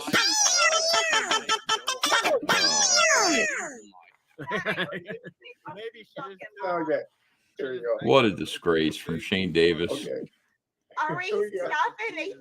No. That window. Here it comes. God damn. Let's say $200 video. Thank you so much for the $2. Mandy, can you be my sister and motorboat? I don't know if this is what I intended for Comicsgate to become. Yeah, that's a callback. Yes, she can. I volunteer. People The fan base talking about movement. poop. Wait, I'm trying to figure out Share what my we're doing. screen, So Mandy. you're gonna be motorboating me and calling me Okay, your here we sister go. while you're doing Mandy, it? share my screen. Yes. Incest. For it. Have you ever seen Shane's Upton?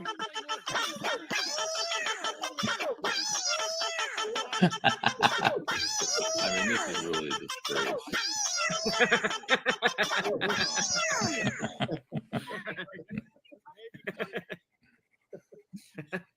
This is why he don't hang out with us. That's I mean, Yeah. I blame y'all. but I'm working. I'm There doing we my go. work over That's how here. it's These done. guys, of course, are making a mess. Talking about poop, things like that. Annoying lol. Oh wow! Super chat from Swine Dog 712 says about Anna. Thanks for $10, by the way. Girls in their 20s don't realize what a short time window they have. Even if they manage to stay attractive beyond 30, the fertility window is closing quickly, and she will want a baby. Yeah, probably. And that's the whole thing about it. Like guys should acknowledge that about women.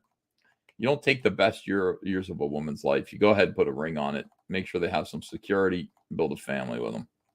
Sorry, that's where I'm coming from. That's my whole idea about life. Go ahead and do that. If you find the right girl. If you don't find the right girl, you don't want to find the right girl. You want to fuck around with like whores. Then do that. But like if you've got a nice girl, then go ahead and put a ring on that. All right. That's my opinion. It's listen, I know I'm an old man. Everybody calls me old man. I'm 48 years old. I'm not that old. But it makes sense to me. It's kind. It's the American way. This other stuff is pathetic, says Bane Mailer. Agreed. People need to be happy.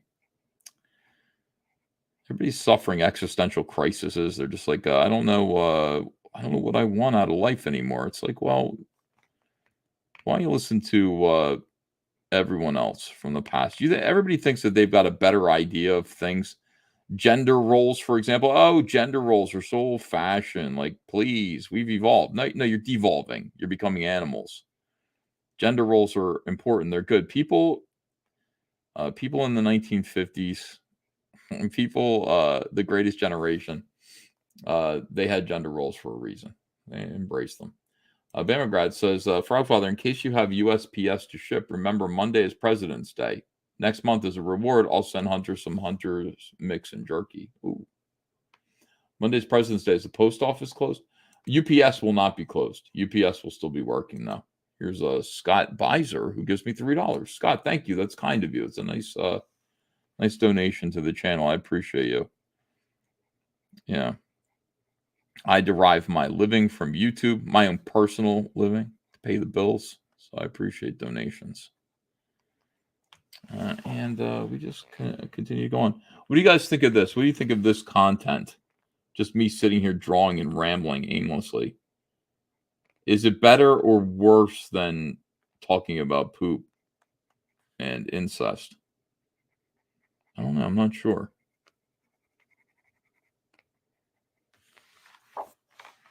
Schools are closed. Yeah, schools are closed. I really we got Ava home all weekend.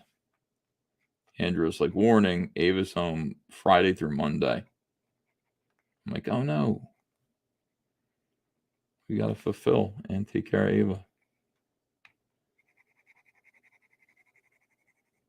Past Master says, can we not conflate the two, please? You mean poop and incest? Yeah, we shouldn't. If possible, we should avoid that. Shaggy Bear says, I'm stoned, so this is interesting. Nice. Yeah.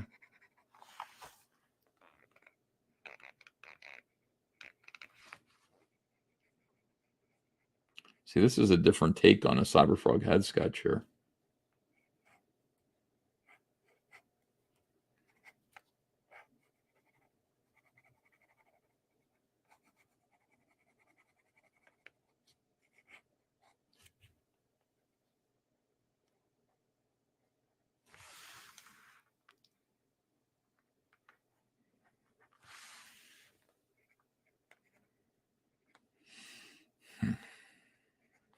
Doc says you should probably stream with Bancroft. He's probably the smartest guy in CG. Yeah, I agree. I've had a few opportunities to stream with him. I've enjoyed them.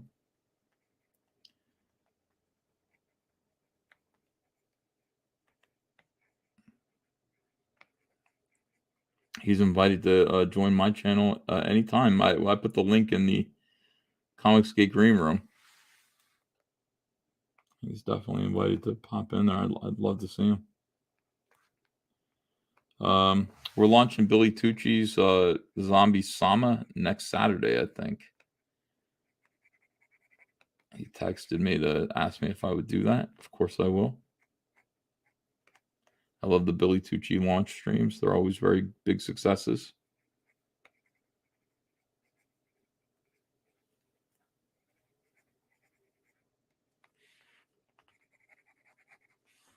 And I hope you guys will come out and back it as usual.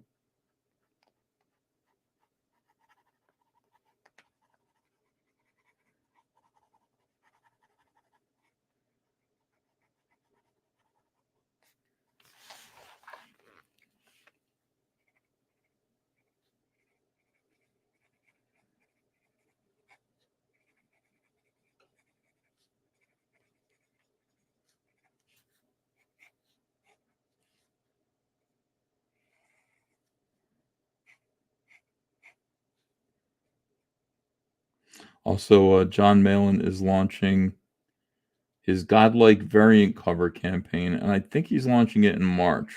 Did he say that? He didn't say May, did he? I think he said like late March he's launching it. So I'll be there to see that John Malin's Godlike campaign does well. I hope you guys will support that as well.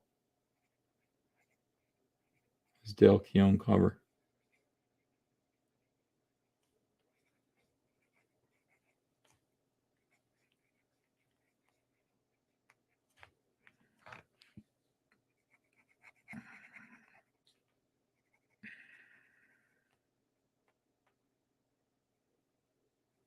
I did offer to take Andrea to see that band Bush, which was her favorite band in high school.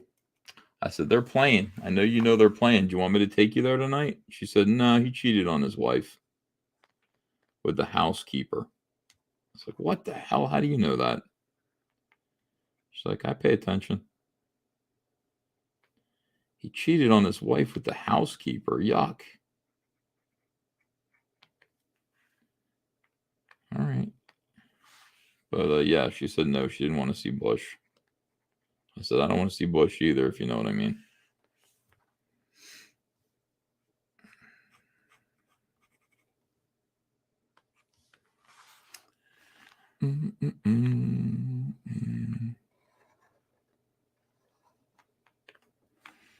Yeah. How do you marry Gwen Stefani and cheat on her? These people are idiots. And then how do you get caught? I have an idea. I'm going to have an affair with a woman who's always in our house. What could possibly go wrong? A good plan. From the man who wrote Glycerine.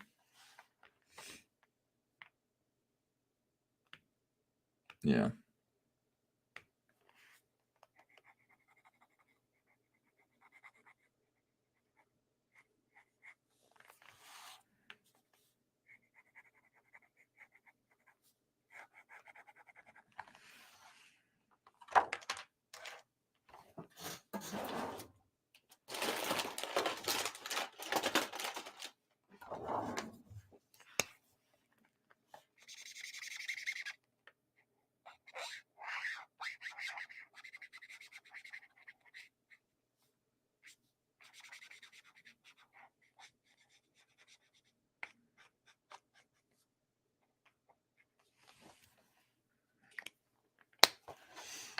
Fine and dandy. What can I say? Another winner.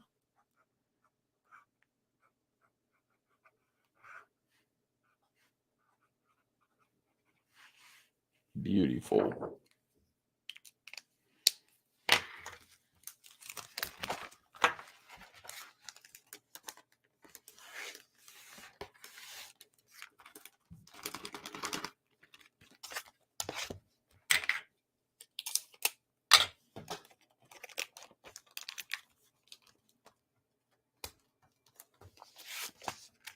On its way to another amazing backer. How many do I have now?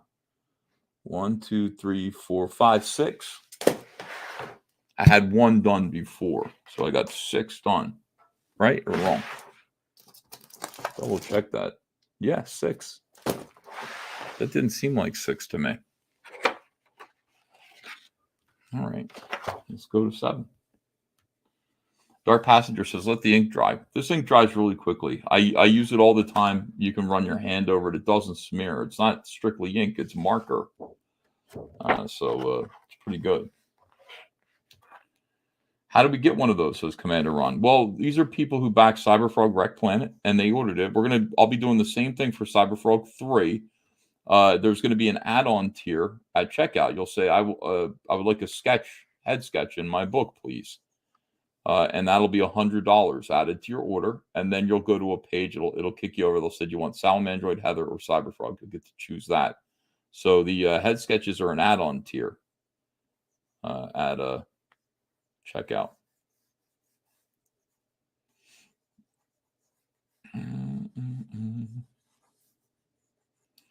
All right, let's do a kind of head-on one, but let's move his head all the way over to one side so that we can see more shoulder. I like that idea. And then just center it right under the Wreck Planet here.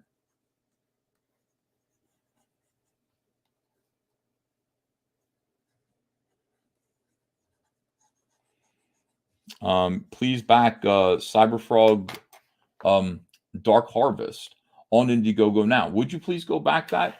$20 for the next installment of Cyberfrog. It's kind of a halfway book there, halfway point, Cyberfrog 2.5. Please go back that and get a copy of the Unforgettable Tales hardcover as well. Thank you for your support.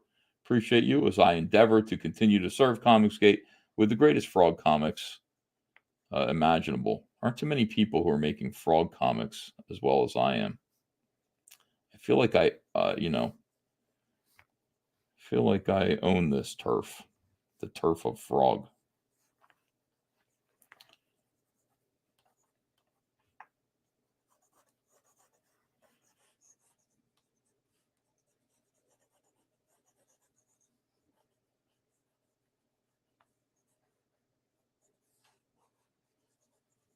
Yeah, I cornered the market on it.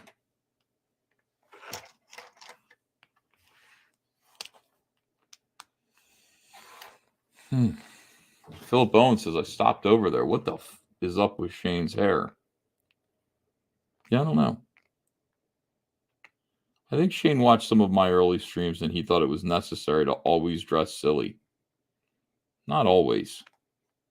You don't have to do that. Just remember, I mostly did it to throw people.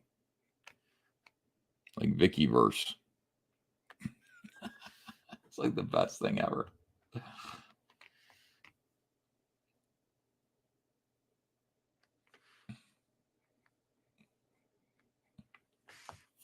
Glycerine.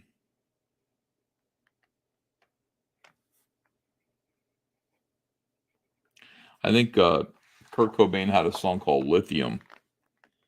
And then other fake grunge acts that followed him decided that they would also name songs inexplicably after sort of chemicals, or whatever, medicine. And then you've got Stone Temple Pilots with the Vaseline. You know, you don't have to name your songs like that, dude.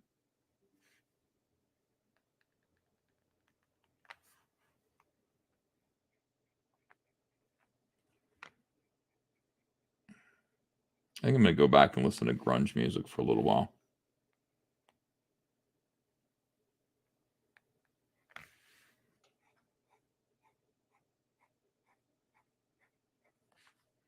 Do you think $100 is the right price, or should I charge more for these?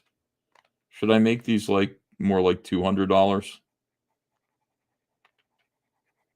going forward? Is $100? Am I screwing myself over?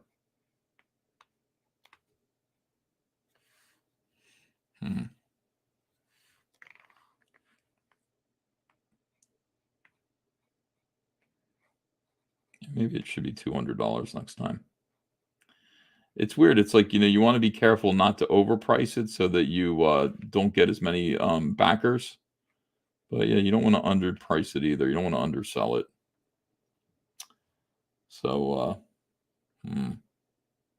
Cisco B says, no, $100 is perfect.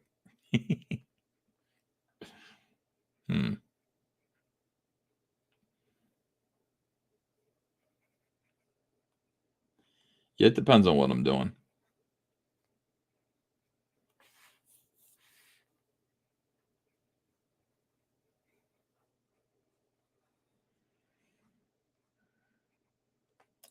You're gone away too, fat boy. Fat boy. Wait till tomorrow.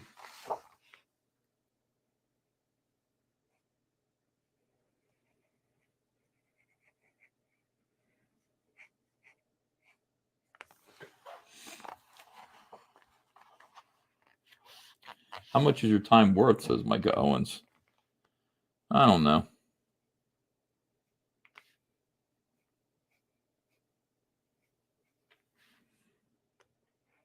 I don't think it's about time, It's not about what time is worth. It's about what the product is worth. Because, I could spend my time sitting around watching TV, and then my time is not worth very much. But I could also sit around drawing a Cyberfrog versus Batman sketch. And that could take an hour, and then my time is worth a lot. So it's not so much about time. It's about what you're doing with the time, what you're producing.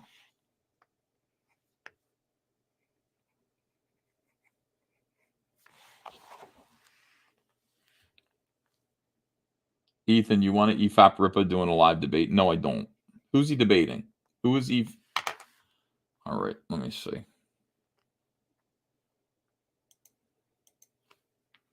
One has to wonder.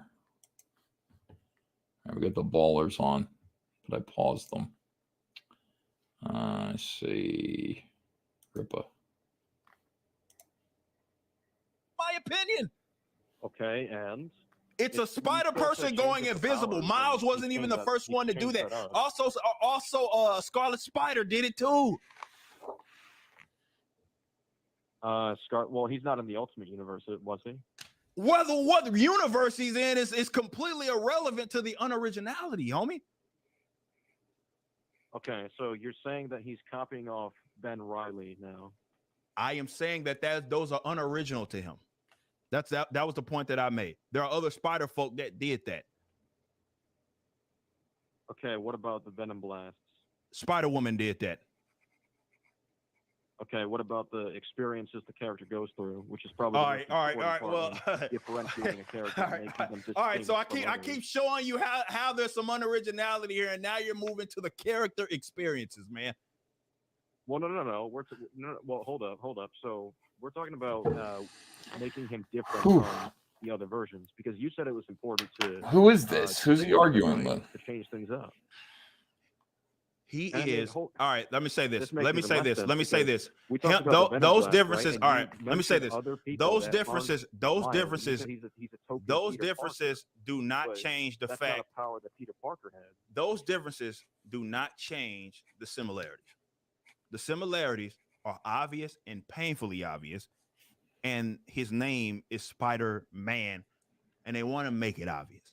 He's a you can say that those differences, right, that exist right there because he can cloak, right? Even though Peter did do that before he did. He has Venom Blast, right? There's other characters that did that before. Another Spider person did do that before he did. It wasn't Peter, right? If you want to point out those differences, fine. It does not change the similarities. He is a Spider-Man. He web slings. I mean, so much so the freaking game plays the exact same between the Miles Morales game and the game, the Spider-Man PS4 game. It's no, it doesn't. Yes, it does, man. You cannot say it doesn't play the same. It's the same mechanics. It is the same mechanic. Those slight power changes in terms you of also got different gadgets too. The game, the core aspect of the gameplay is identical, man. The traversals, he flips. He has the swagger of a young Black T, and I forget. Well, I mean, I would think if we're talking about if somebody's copying off another character, I think it's more important to look at the beyond the surface level, because the powers are really surface level. It's not the powers that make the character; it's the person. Well, all right. So,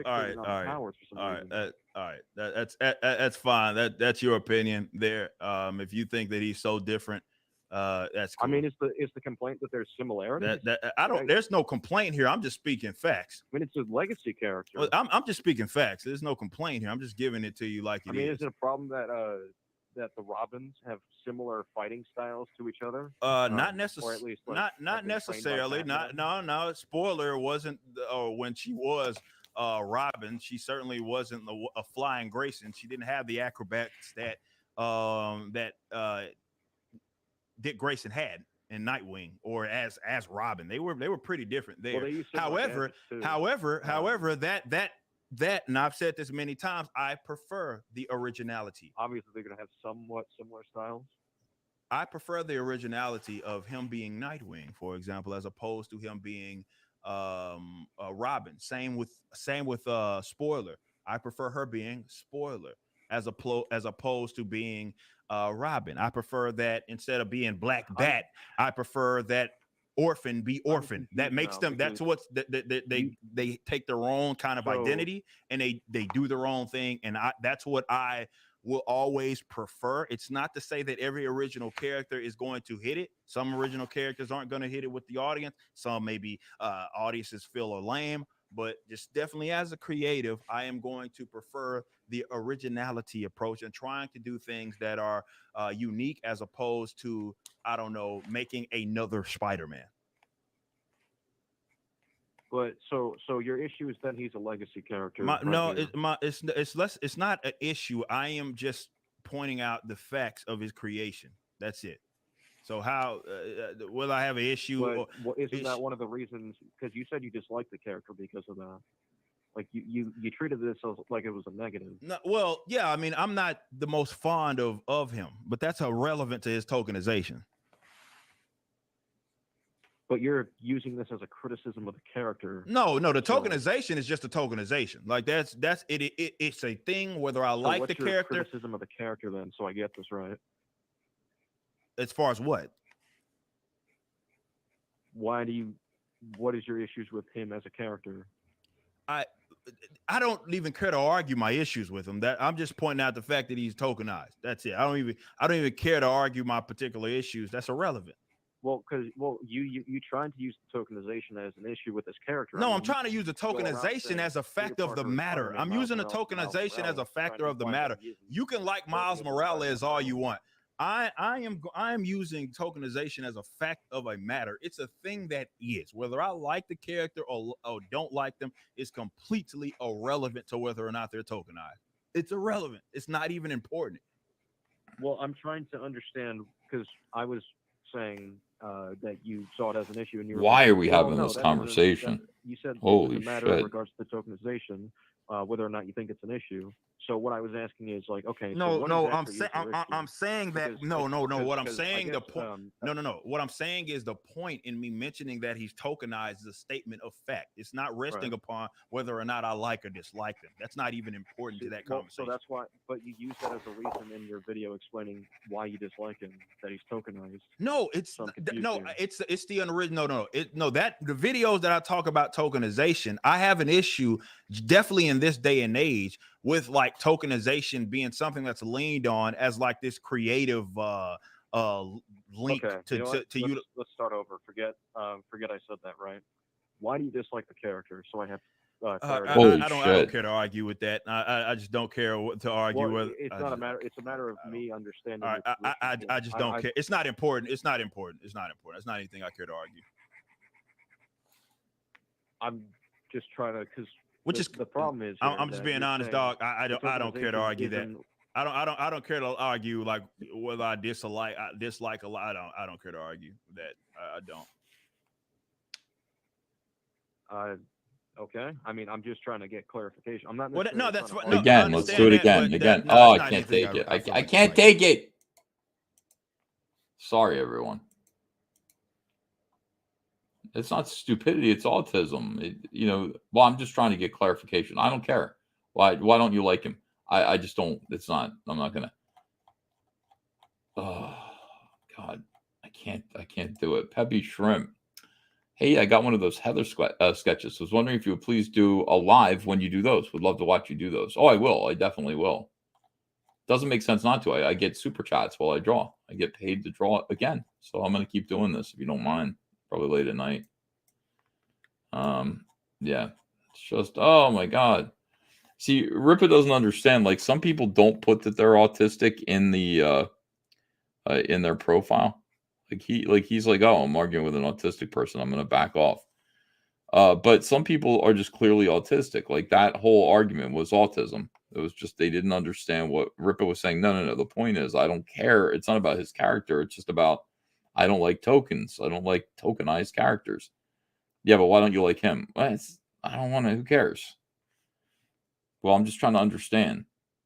Oh my God, dude, that is autism right there. That is it is what it is. I would just run. Stop arguing. Who cares? Who cares about this? Miles Morales. You're allowed to like Miles Morales if you want to, but facts of his creation are, in my opinion, kind of shameful. Because I'm almost always on the side of I think always uniformly on the side of the creator, the creators of these characters, over the big corporations that house them. And they created it just in case they lost the copyright battle with the Ditko family, and they weren't going to be able to use Amazing Fantasy 15 anymore. That's why Miles Morales exists. He could be a good character. I don't know. I don't read any Miles Morales comics. I don't really care. It's not the point.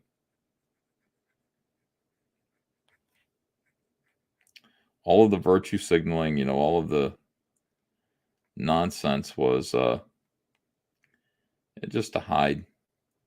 Yeah, it was Bendis and his bullshit. Well, Bendis was put out there to sort of make the character happen. I don't know if Bendis had much to do with it, really, though.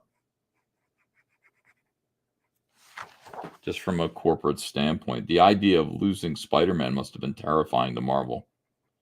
And they could have, because they watched DC Comics lose Superman to the Siegel family. Temporarily.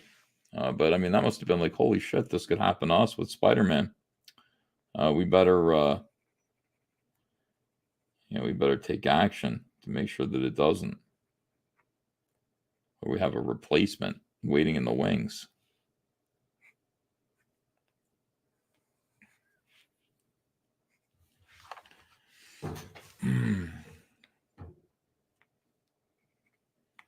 Yeah, they just want to argue about that. Like, I don't, Ripa says he doesn't like tokenized characters. And they go, well, what about Miles Morales? Because, like, people like Miles Morales. It's like, okay, well, people are allowed to like certain token. I like Jon Stewart, but he was definitely a token character.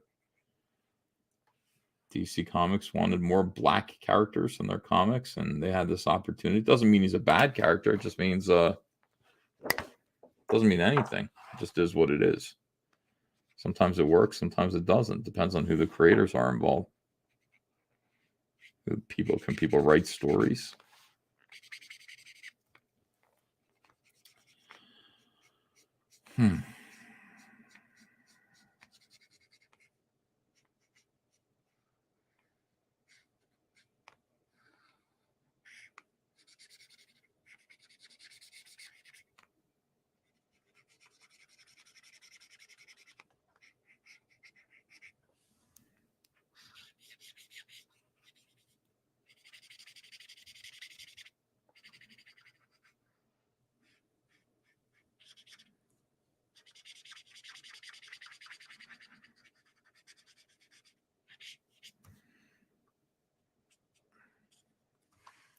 I would say having too many Bat characters, too many Spider characters really waters everything down, really dilutes the brand.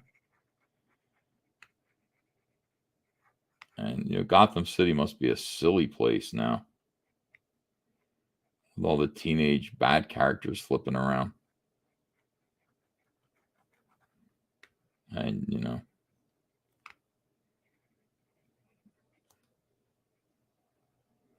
the idea was that it's like there's this one guy, there's this one caped, cowled, dark presence that's protecting Gotham City from itself. And now it's just like, nah, there's a whole family of weirdos. Attention seekers. Doing backflips in the air.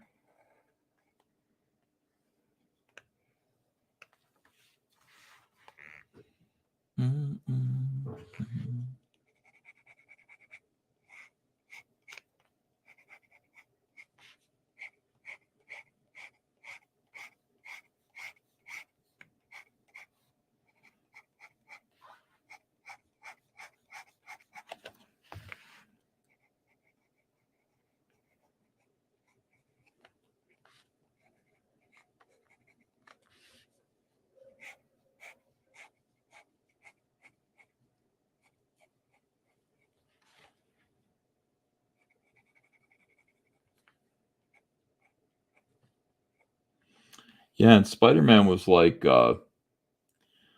Spider-Man was unique. He's just this one kind of strange, freak of science. But now there's like a whole family of spider kids having a good time together. Just, I don't know. Weak. Come up with something new.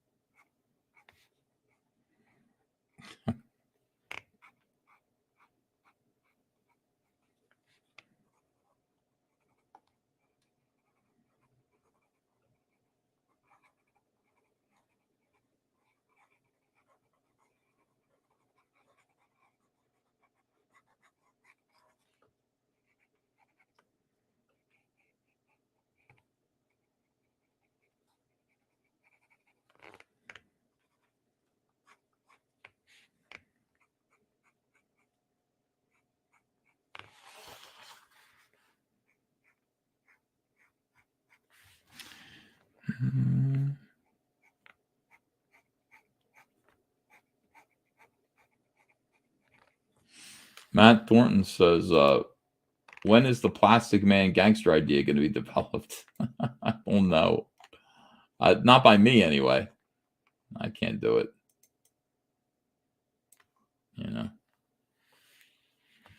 I couldn't do it.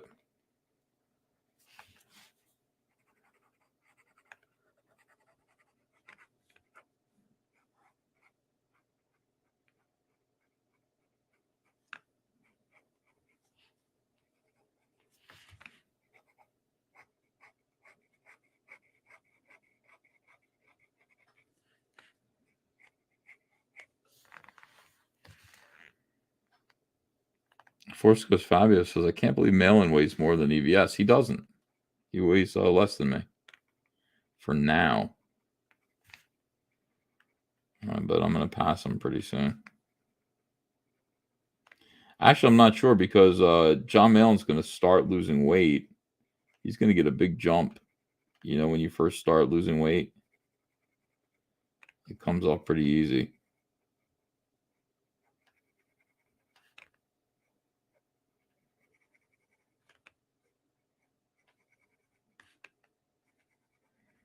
Gotta encourage him to like drink beer.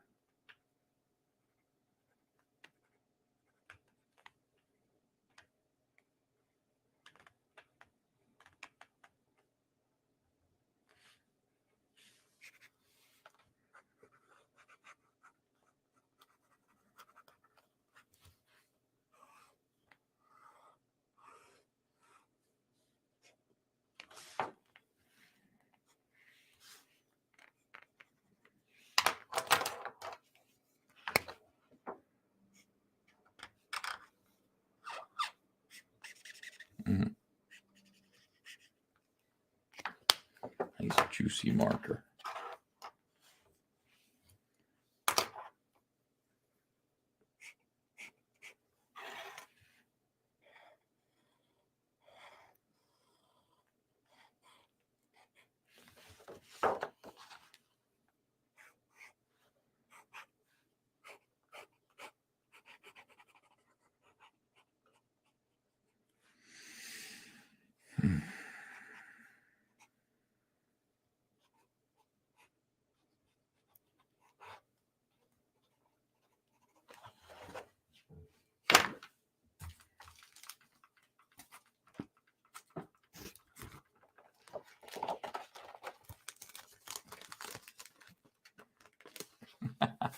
Malin was only pretending to be a fat piece of shit. He fooled you all.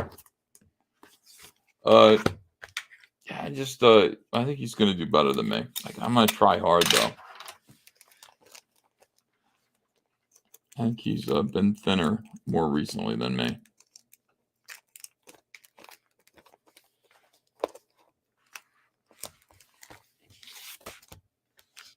Beautiful. All right, let's see what's going on. Is the baller still going?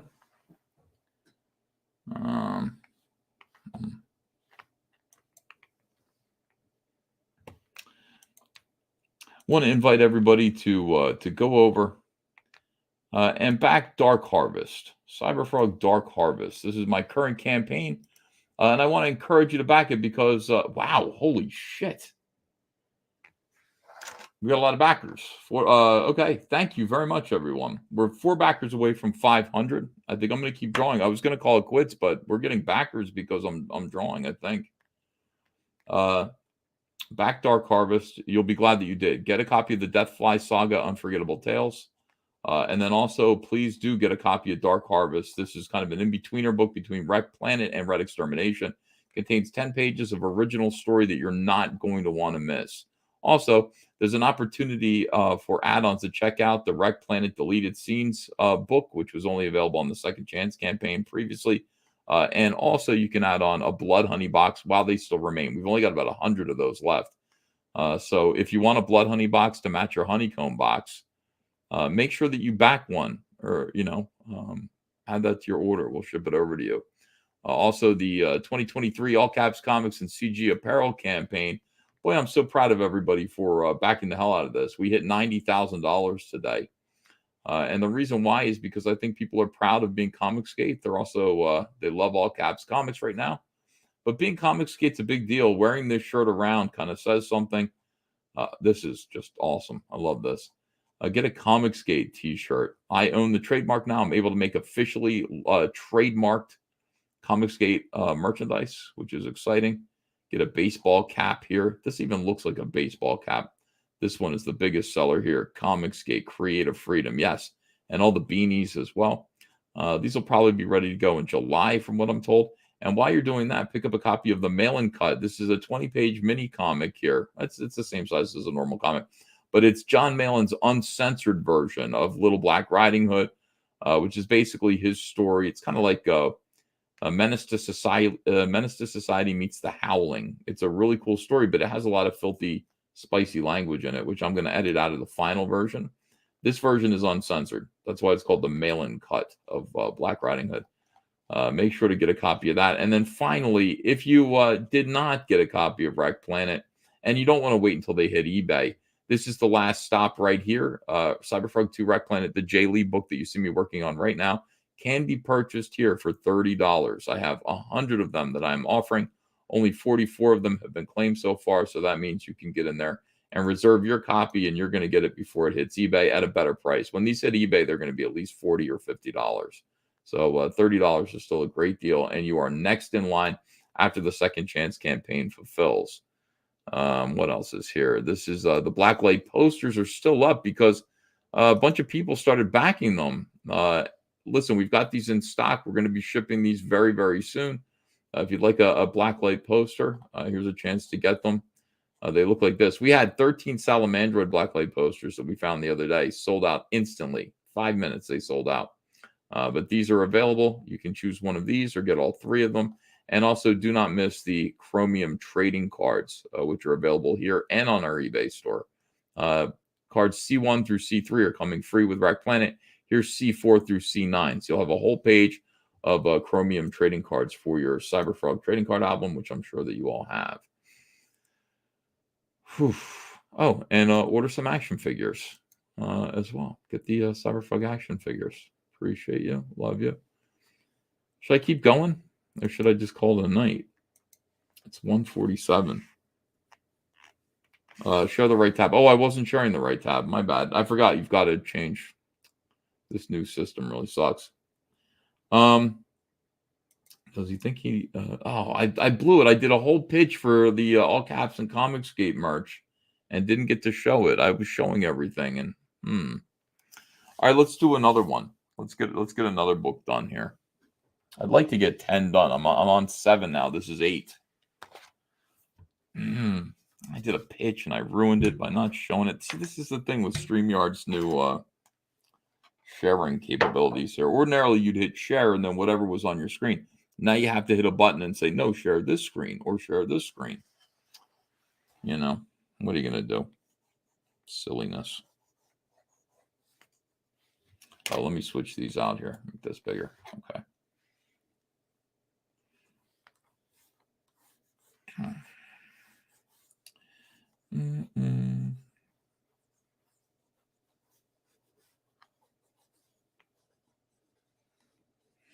Well, I've been going for 3.5 hours.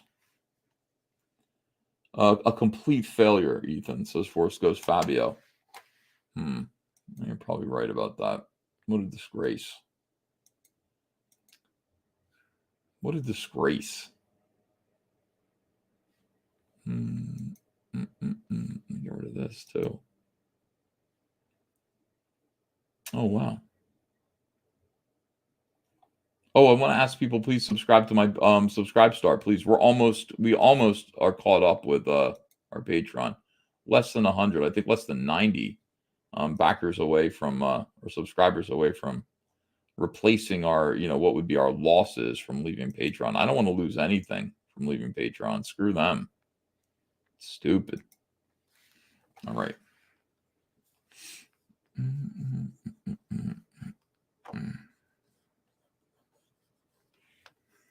Vincenzo says, there have been some complaints about your work ethic. Yes, I've seen them from complete scumbags on the internet who have no idea how hard I work. No idea. They just see me on live streams and go, well, it looks like he's not working.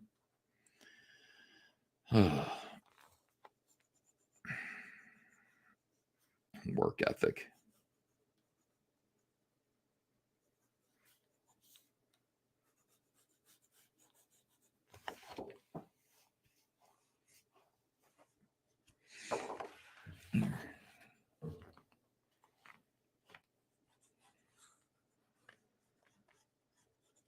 People making me grouchy.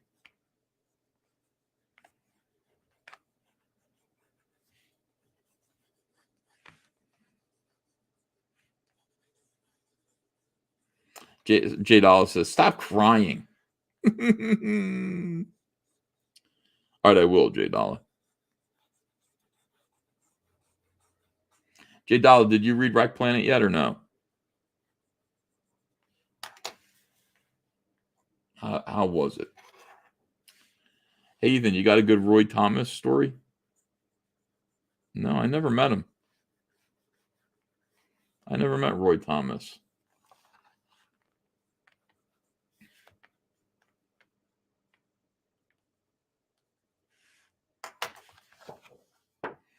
J Dollar says, yep, reviewing it on Sunday. I know. Well, that's going to be interesting.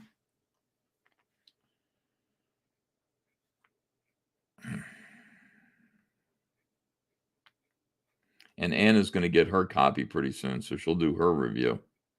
Oh, God help me.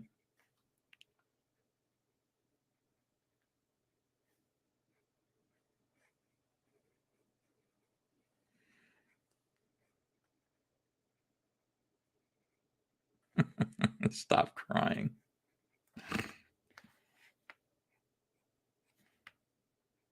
What are they doing on Ballers? Are they still going?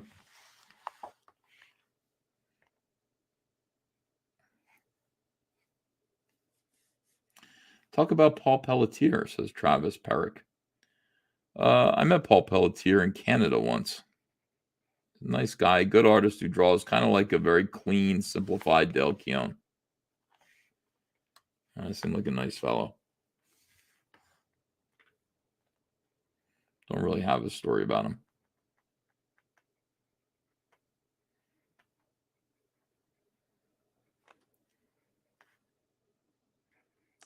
Most comic book professionals are quiet dormice, and they don't really they don't lend themselves to stories.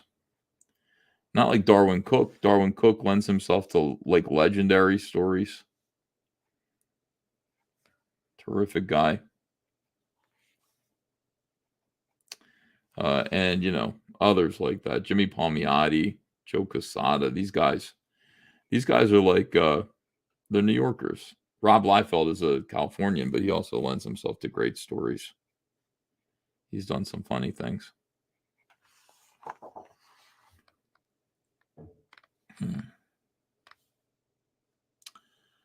Yeah.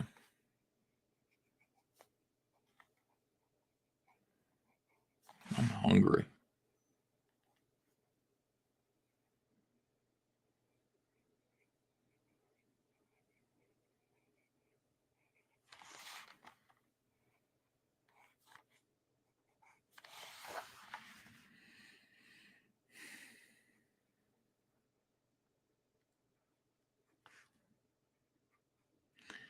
The only thing I have upstairs that I can eat is a piece of salmon. I might go eat it, though. Just so I can stop thinking about food.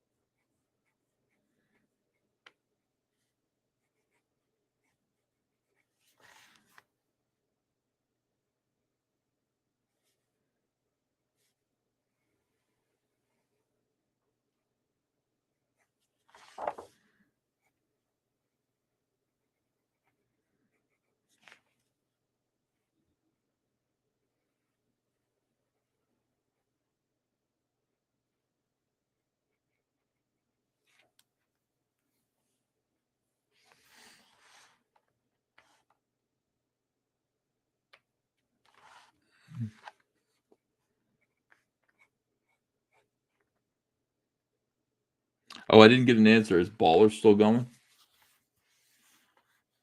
Have any of your fellow YouTubers reviewed the booklet yet? Like done any videos? Yeah. Yeah, there was one really, really good review from not a fellow YouTuber, I guess. Somebody who does not like us very much. And I just said, yeah, I always challenge people. I'm like, just stop hating and just read the comic.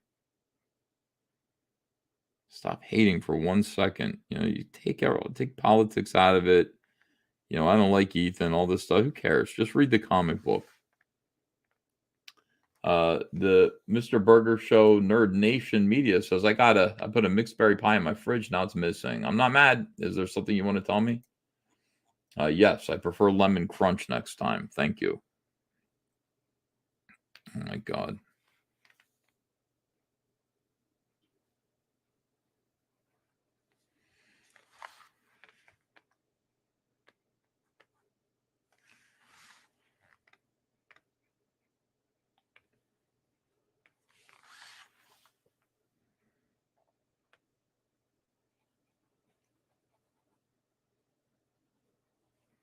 Brad Frederick says, I get the feeling Mark Miller is a fan of yours. He mentions you on his podcast.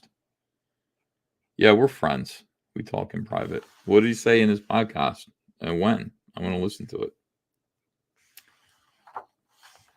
Ballers is still live. Okay. Maybe I'll go over there and see what they're doing again.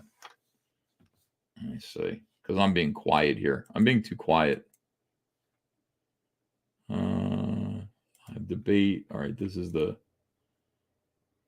Hold on a second. Live debate. Share. All right. And then I go over... I'll go backwards here. And see Mandy Summers. There we go. Baby. I got something to show you, Mandy. If I can find it. Yeah. It's foreskin. That is not the first time I've heard that. I've heard that before. Donnie, if you ever find it, you show it to me. You know that, right, Wow. Donnie? We're over that. No, I'm not over it. You have to admit you have a foreskin. He's being really like shy about it. Like, I don't know. He's really sensitive about his pecker. I would show you guys my foreskin with no shame, but I can't because we're live. And no one wants to see it. Yeah, I don't even want to look at my own foreskin. Somebody wants to. Shut up, Patrick. Well, I wonder if wants to see it. I wonder if Jack Kirby He's and offering Steve valuable Ditko had information conversations like this. No, First, we need to know, Shane. It looks like the sandworm in Dune. Oh, It's all about the spice. God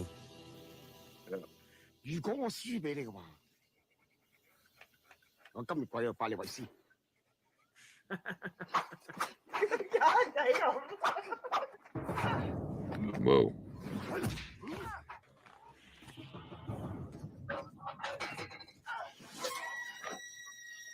That's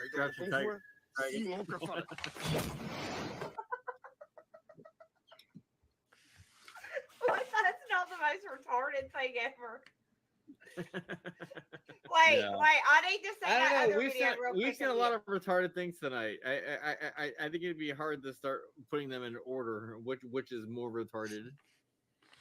Why did they get to drink tonight and I don't? That one? No, that one. The which one? The flick of the tongue one. I need to say it. That's such a good one. That's insensitive. Play it. Oh my God. Shane, you're such a sensitive guy. I don't know. Let me bring it up. Sensitive. I have to go find it. I don't have it. It was on Twitter. I mean, come on. Actually, I don't have to go far. Yeah, I believe in you. I believe that you can do it. All right, hang on. I think Donnie needs to Drunken say Master, not. Sorry, I got it wrong. Thank you, STA. You ready for it? Yeah. Here we go. Donnie, watch how good Shane looks on this. Oh my God. Show 'em how we get down. I party like a rock star, look like a movie star, play like a porn star. Baby, show 'em how we get down. I party like a rock star, look like a movie star, play like an all-star, like a porn star. Baby, show 'em how we get down. I party like a rock star, look like a movie star. What is he doing? Oh my God. That is going to be burned into my brain forever. Here's the worst part. She has a normal head with a little body, and I have a little head with a big body. A match made in heaven. Oh my god, that is so fucking funny. Donnie, I didn't make that. I disavow. Oh, I jeez. think if I put on a wig, you want to fuck me.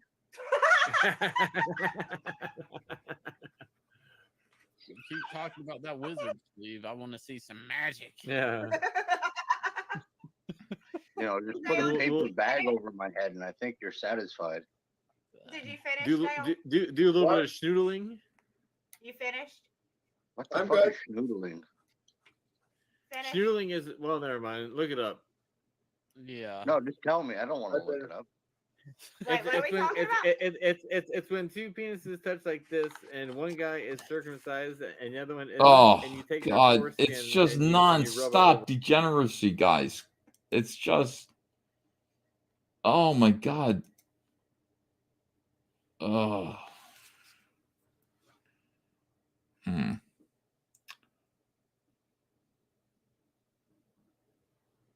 Yeah. Sorry about that. Sorry for subjecting you guys to that. It just doesn't end. There's no topic where they'll break away from the degeneracy for a minute. It just continues.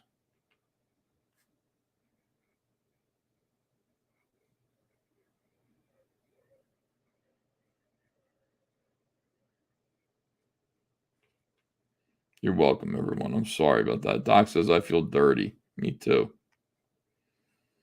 Sorry for doing that to you. What would I rather watch? Let me think about how can I educate you guys with something a little bit better than that?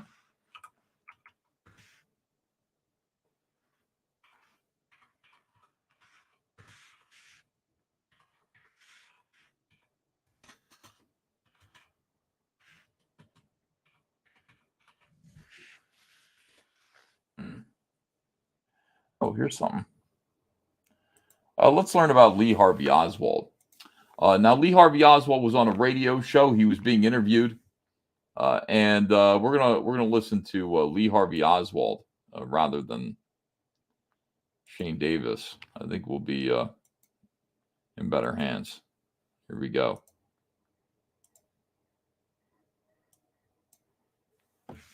While I draw. We'll talk about Lee Harvey Oswald. Look at that. Just 3 months before he killed the president. The following was recorded on August the 17th, 1963 by William K. Stuckey in New Orleans, Louisiana. Material is subject to copyright by William K. Stuckey, 1963. Narrator is William K. Stuckey, 2317 State Street, New Orleans, Louisiana. This is the first of a series of Latin listening post interviews with persons more or less directly concerned with the conflict between the United States and Cuba. In subsequent programs, we will present talks with people who are connected with the Cuban refugee organizations, people who are connected with President Batista, and U.S. citizens with direct stakes in the outcome of the Cuban situation. Tonight, we have with us a representative of probably the most controversial organization connected with Cuba in this country. The organization, the Fair Play for Cuba Committee. The person, Lee Oswald, Secretary of the New Orleans Chapter to the Fair Play for Cuba Committee. Yep. This organization has long been on the Justice Department's blacklist and is a group which is generally considered to be the leading pro-Castro body in the nation. As a reporter of Latin American affairs in this city for several years now, your columnist has kept a lookout for local representatives of this pro-Castro group. None appeared in public view until this week, when young Lee Oswald was arrested and convicted for disturbing the peace. He was arrested while passing out pro-Castro literature to a crowd which included several violently anti-Castro Cuban refugees.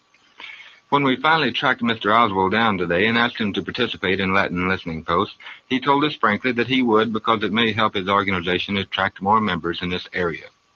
With that in mind, and knowing that Mr. Oswald must have had to demonstrate a great skill in dialectics before he was entrusted with his present post, we now proceed on a course of random questioning of Mr. Oswald. Mr. Oswald, if I may, how long has the Fair Play for Cuba Committee had an organization in New Orleans? We have had members in this area for several months now. Up until about 2 months ago, however. He's lying, dude. He's the only guy in there. He's the only person in this organization. He's totally lying right now. Well, there was Ted Cruz's dad who helped him pass out leaflets, but he was just trying to get attention. So he's lying. What a bullshit. But we have not organized our members into any sort of active group. Until, as you say, this week, we have decided to feel out the public what they think of our organization, our aims. And for that purpose, we have been, as you say, distributing literature on the street for the purpose of trying to attract new members and feel out the public. Do you have any other activities other than distributing literature at the present time? Well, I assume you mean, do I have any organizational duties myself? Yes. Yes, as secretary, I'm responsible for the keeping of records and the protection of the members' names so that undue publicity or attention will not be drawn to them if they do not desire it. My duties are as the duties of a secretary of any organization. Our organization has a president, a secretary, and a treasurer. The duties of those people would be more or less self-evident. Those then are my duties. I do not, however, belong to any other organization at all. Are you at liberty to reveal the membership? I want young Ripet to debate Lee Harvey Oswald. That would have been cool. Of your organization? No, I'm not. For what reason? Well, as secretary, I believe it's standard operating procedure that an organization consisting of a political minority protect the names and addresses of its members. And I have every, that is my duty, and I have every reason to do that. Mr. Oswald, there are many commentators in the journalistic field in this country that equate the Fair Play for Cuba Committee with the American Communist Party.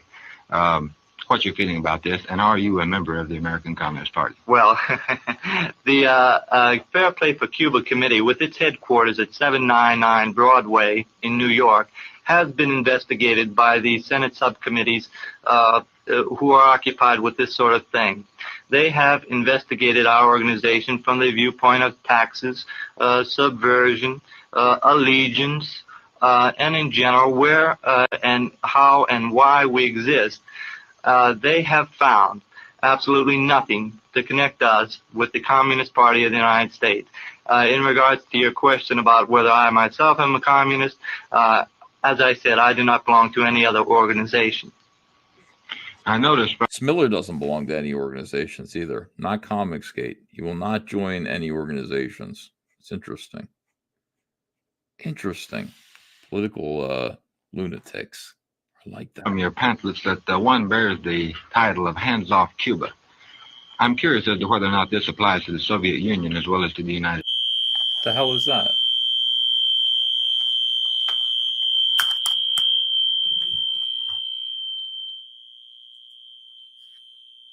What is that noise?